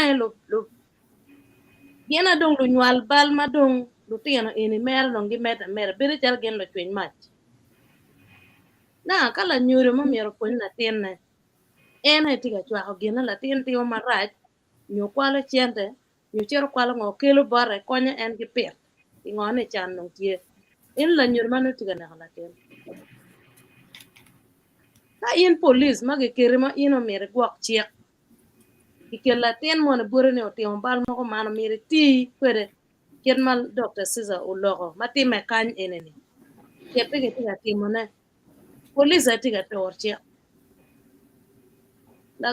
la bol ma Dr. Caesar lo gien ma bed da matio kan na wake reinforcing gien ene gang police ko mier ko kwan lok me cham wala tin mo ne ki ngeo dong ne la tin ene bedo maybe lu kung matiri mier po ngale peje o ngalo no police beno mier betie kin pen mano ki ngeo chal bor wa ni London community support team tie ma ki ngeo area kin madan tika ka ene poti me ti no ne bal ma diet ko be tie ki dong lu tien mo kan ben ma na mir mere ne ane chawo bi lo kom lu tien ma be gi ngeo kama family ti nyo kan mo kan family ti ente no ne igang ne en kan mo kan na tien ne me no ta nyo ki nyala ti lo ko gang pen wan mege warajo yin kala cho o por ino nyo mo ine gang mo eno ne ino la tien mo ne tikenye cha kwer la tien eno ne la tien ene ke kelo kenyu la me kaka ene tie kom la tien en ma in bene futte bien ene mira riam la tien ene logo ba la nyot tie ma penat o maho kom lo tieno agu lo tiena ngwen ma wuge ke riam mo gano yen step mother ki primero lo tiena ndo cher kwena tiyan go nyiga chen go yugo ot ma megi won go cher wa ot eno ne kien matika kelo siran ikaga ya chuli wa lo tiyan go riyo ke gang ke beri abune lu tiro mier go nen lok ene ke wang matut chek ko mier betie ge logo na ne no mapol apa mier da yo penyo nyope go ne weng beri chalo pi ma ke cher ka ma ye rej yo gwa bi ma la gwal pak ti kenyo bi ma rej ti kenyo bi ma tuol be ti kenyo bi ma kit gin no ke ken ena lo ba wana chiro si yer betie lo ken matar pa luoti ga kelo ne jimi ana mier po yen mo bine wiye wa ini cha ne yup u betie yam me konyo mi yo ngej bakte kwar ma megwa ya chulo mier po ina cha mier po kana zo tuju metar pa luo menen ne ya dek ke cha dek wonu tiyo mi yo kar ma megu ko ber wati yamo icha wa dek da ka par bo yan lo ka tek ken ma ju na no mo lo yo mio wan o tie enene ana miro wajane kiram wajane kutie kombere ino wa gwa ne pendo piene yan dano romo wat romo a kitini ni romo driving ne chero cut out of gulu you out of kidgum to Kampala dano woro eni ke luone penchi mabe penyo pie na ka dong penyo pie ene kombere ne dong piny bene mukene bene tye ka bale lutino wa tye ka bale jami mapol pud tye ka time myero pe dong gikun kom ni gin marac pe tye jami marac tye wan macal lutiro makobo tye bishop colo neno loko wati ngom matye ni tye pi dano adek the living dead makwerwa ka ye chuli yana bila pa kwerwa awun winyo jami doko tek wera bila pa kwera konywa yan nono jami ne tek kidong wan ma watye ene wan lo gwok ngom ye nyim pa lutino makut pe genywalogi ka dong wan makube tye ne wamaka tara me menya nyim pa lutino tar na en no miro to ke chingwa wan wa gira yene kidong lutino ene madiga ma be mede ne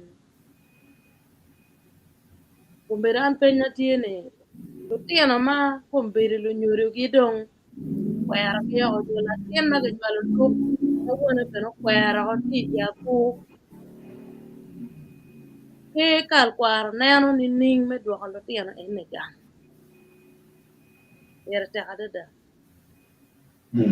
dong ka dong gen kone gi bineno kir yone enone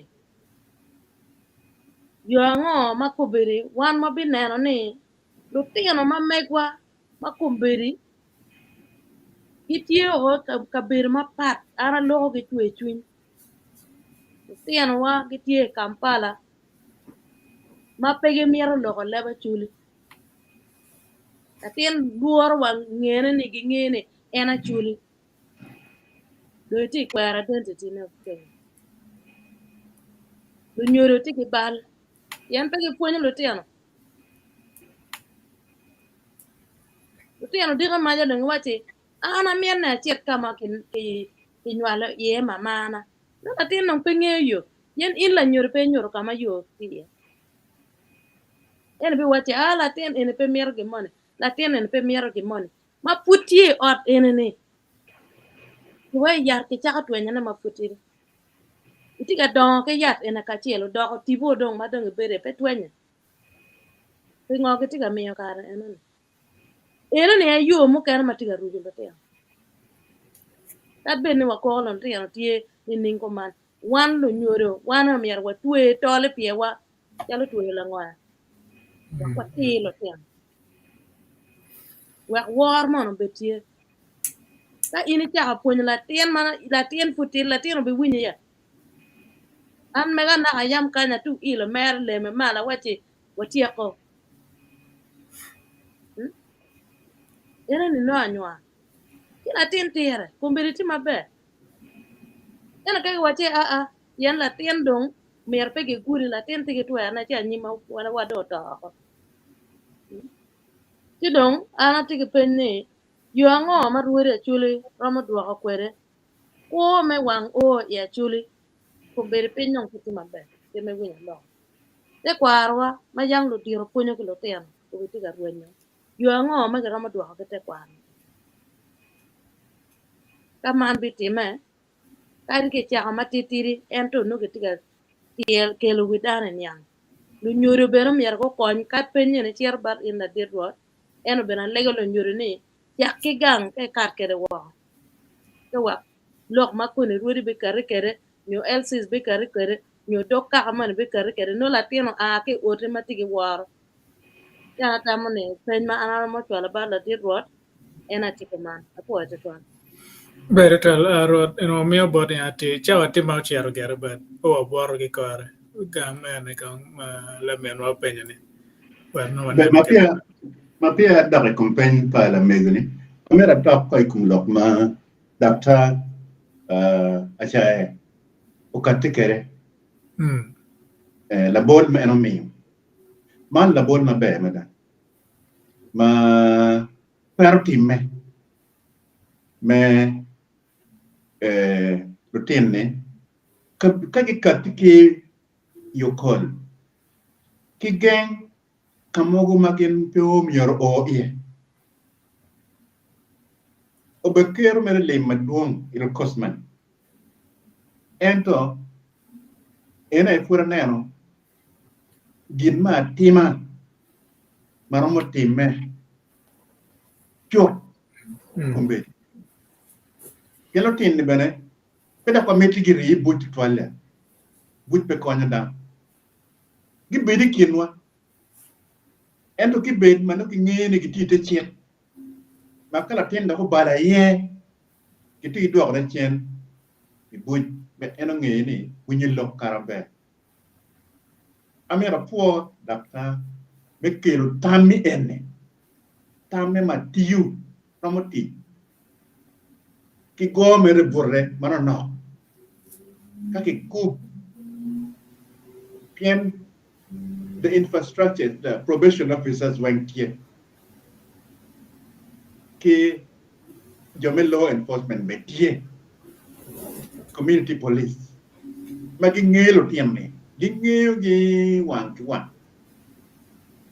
neno magi torche pete so nanen pura penyo ni la bole tie maromoti and is one of those madam ukatika maleng mati maromoti now let me go tami may kelo ni be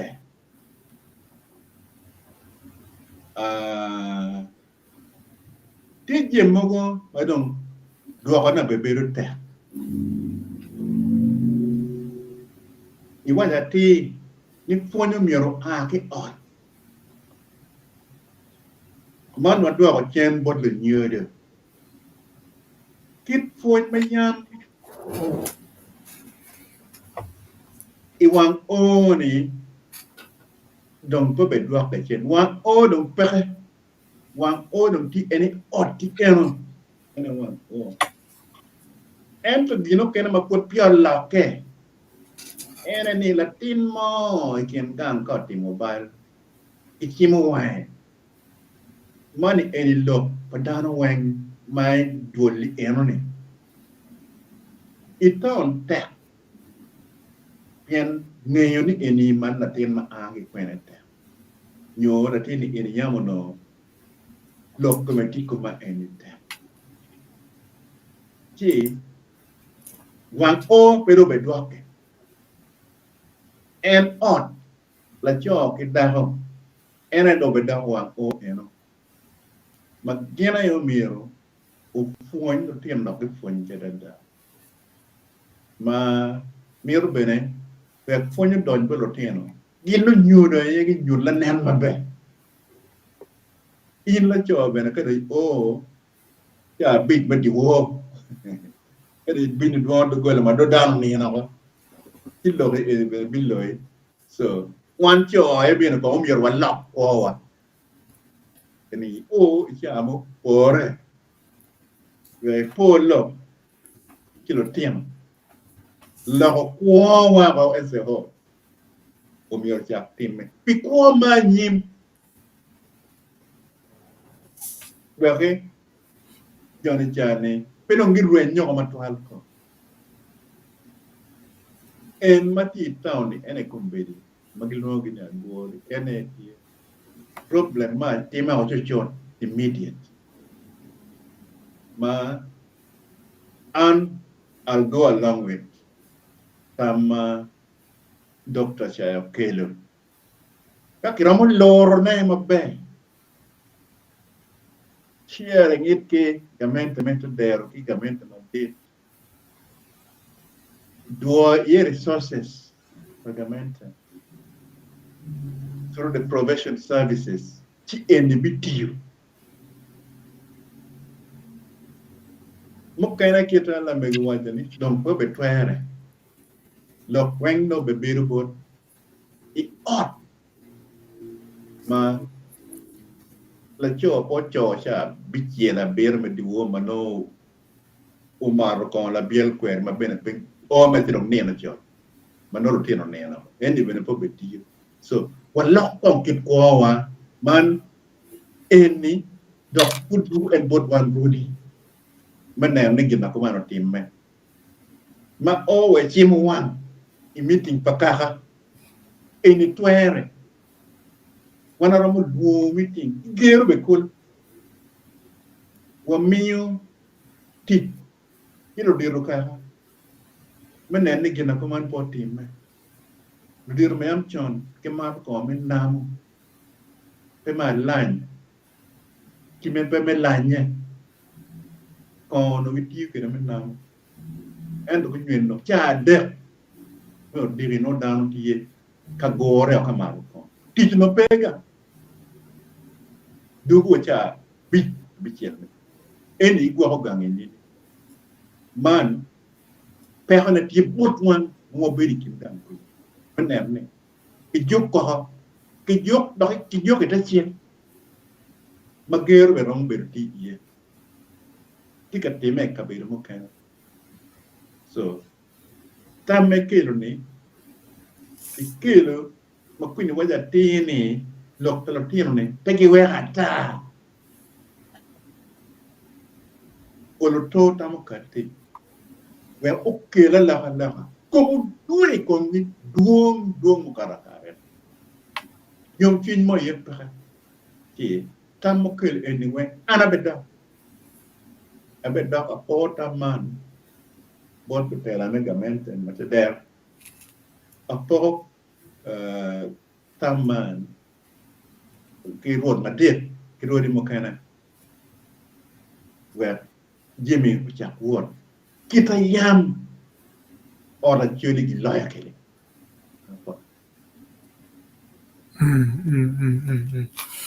Now, chawa timo chiara da Rwot panelist ka chenen na ti gima mer ma ti nyo ka pere kono chirot tine maput pe ya wo ya gire pe yo matene dwan ngo bra wa bor wan lo mo ti wa ka ni pen kin to ale pe jomano pe kon no gi no kar me o gang tamango me rom yo boro ko bere war no ka che dag gang no ngane a Rwot tine o bieno lo ko lo ma ti lo bolai ka ini o to o bota wa message money ma keren just pida kera chiel wak no wachero nen ke mo rom dolo doge tin kere angya chao ne chero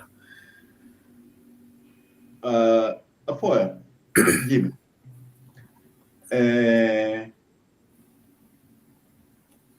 dong amer me ma chalo tam man winyo ki bot an ma chalo Rwot man lo pi kita neno ke Jimmy neno papa riawo tima poli gang kan madit ma eni pero ma loyu nian sa wajini okel da ditwa ki jo achela rio mo ma wigu koryam I forum in Arabic yero panya kai forum in la wangu mati guru ni roma yobo na me kelo yam man pata look one law o mente po wek when you are going to turn the kelo la me gana wanya punne ribe era yete wa ribe wa tiro pe ho ma poli wa kumbedi dano do paji man ribe ya te ho ma ti ki ka chok ma di okay la ti tuan ma lo mo ka ti duana kiel ni wa meru pe ho no tum ku ji do pajo taha o mergi timme so kumbedi lo chi mani lo ma don ma balo beru ikin pajo en egi ana mero ka chok eni ying pe bet pa jama wo ka ken okel rudi lu worra mo kene makiti ta ma pejo o nywa kege we ko kela la pajo yen lo ko ni eni wen tiga kilo ne go la pa je bot pa ku won kan ti mabbe ayi la bot pa ku pe ko ti bot yele mo tiga yele ni ku tiga yele bi wan ka lo ke kinu ke ken mene pe konyo gi mo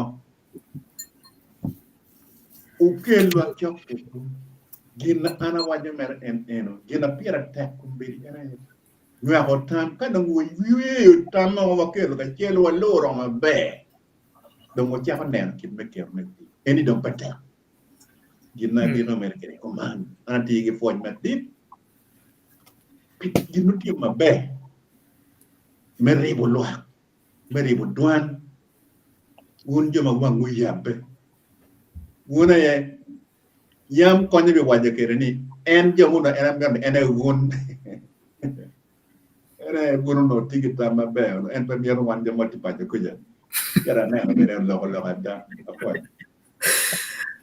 better tell Rwot in my better na na wa ke ene lo better did lo better tech lo better duong ade da tiene but ket better water chawa ma pol oloto angani kai berga lo wacha ya chare pa we chawa ni no e kwani oloto lo ga chela rio mo mai nane oloto in mai ram ngom ram mere ke tim ne kai tim project mo gang we o kel down lo gang nyo nen ngom ram tim ne gang kucha now comments in my church in my tiwa kan pichawa ko ber ni po ro chera ye wenga chira chil but comments in po rujugi wanel ni oloto pier tek tama me okay dana put be mergi kwana ne chom kan me ka tie ka chinen tam kan put tio do i ke me mer cho ne wak che bene ne no karo bidugo wanel ken me what ye ka chila duju paralis Forse kan bodo pen log matino beretek. Angene ene po ber magiri mekelo program en yo mekelo this particular topic and your topic mo log yetiene. Log ene po be gekere ten wanane wa mete kere ni mo. Nyo be ye bure ka mo chi wa kelo en bure en wa bien wa nyama ko ma be chi mo ne bero yot ben boro wa ko wanane pen ka dieto ko mane dana tiaro wigi ci willa ko berata o tiare kwene o geke kwene ci kenen waddugo ni mo kene ke programme celle nen e piero ke tama me matie mo put po cere ya gere men wa jois kema polka ne wa doro do yuma megwa ke lega ma chek lo yen ma bieno me telo wa twin wa nen ke mo ramo loro yuma ten kere ana fa maten Fo to twar jimi fo wali go gono we ko fo la de rot ba chwe wa we ko fo en pe ma America wa me miyo wa kar me lok ni an motin wali go gono aro ba ma twar do chor war me ke cha man wa bire nyime ki muolo ki puoj ma de to twal wa puoi petar pa luo ma ini miyo ni ko bero ma nyi lo bolo wek lok ma ma ko dok ka ma megwa winye ka bere ko wana luo watie ma pat Wapui pi technology manyien ma ini miyo wek dan ko bi loki Zoom dan loki WhatsApp dan loki jim ma pol ma ko bi ini miyo badwa watiga tit kwere cha man a ruon me kicha wi wapi wil wapue in pila dit ma megwa la tien ma megwa ma ini kero tikien wakan la dir Rwot Justin Ocitti Binyi ma en tiu lo ma bejo ma da me puonyo wa ingej mukena ma wan ju mukena no po watie umene watin dong walegi ini mi ira yob kom wek eno bet ki diero metelo duol ma mega ma en kubritie kad en tiket wakany in bene mi eno bet mabe gi ju mukena ma tikany duju ber ma en tikany bet ki yob kom bet mabe igwak family ne ka ber ma gen gitie wapoyan tutwal pimiyo karane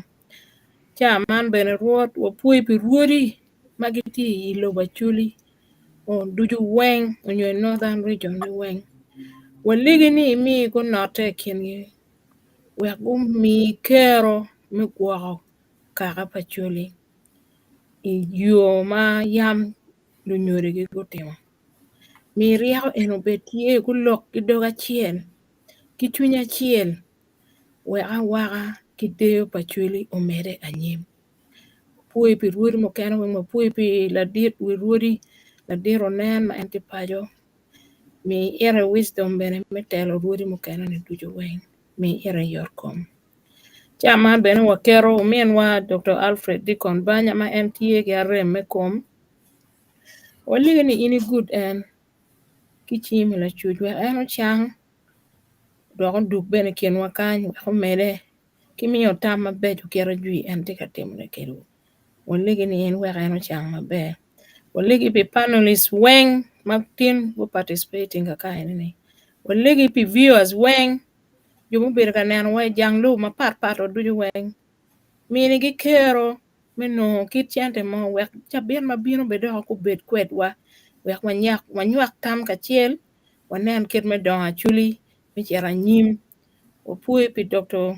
Caesar achaya matiken wakany igwak en bene we en kar duju beno bino joining wan tam ma beje ma en ti kwet gi ngej matut ker en bedo dakta mi wi ka ke dakta ma neno kit ma dano widano tiu kwede waligi ni ini wek enu mere gi punyo wa kitam ini ma enti kwede minyoane kwedwane kidong wan duju weng ka aman ka kun wa big cat what kwedwa ka ber ma pat no wachero iyo nyo ker wadong kwede chama wati papat ya America jo ma kun gi cher ka cham chero jimi gunong bene cham ma be wek gen go mere gi tij ma gen gi tiga tij kwede Uganda chao chero ma dong matut walego bene gen kun ga chame ni anotie rot iwek nien maber go chobe ndia maber gi wan dujo mati janglo ma papare London kange ga ber ma papa opui pi jeme dujo maber jo mayini time pi program me wek time man dujo wen walego pi be pa wuri Yesu Kristo rotwa amen Amen. Beritol aneno Rwot bedo no network me ngolo ena but no lo to mo in mati wa Kenya wa do fo bore mata ta ko pe ngome beru kedwa ya chere pe o chawane ka fut pe subscribe me YouTube channel me go na ne ko ni ka me ter subscription me go chere DNN wa ini ber ngar chel man no ngai ai baro kan ngan me chel man bino eno wa timero at least subscription maram mi abichel bichaber chel ne work no o ina one amount of team o yene now panelists what you can borrow one way or what about the joke amalo one o mara one da e chia def manya kan mo biano down wing rota che go Jojo mala wa fo down dujo well done fo Fuera.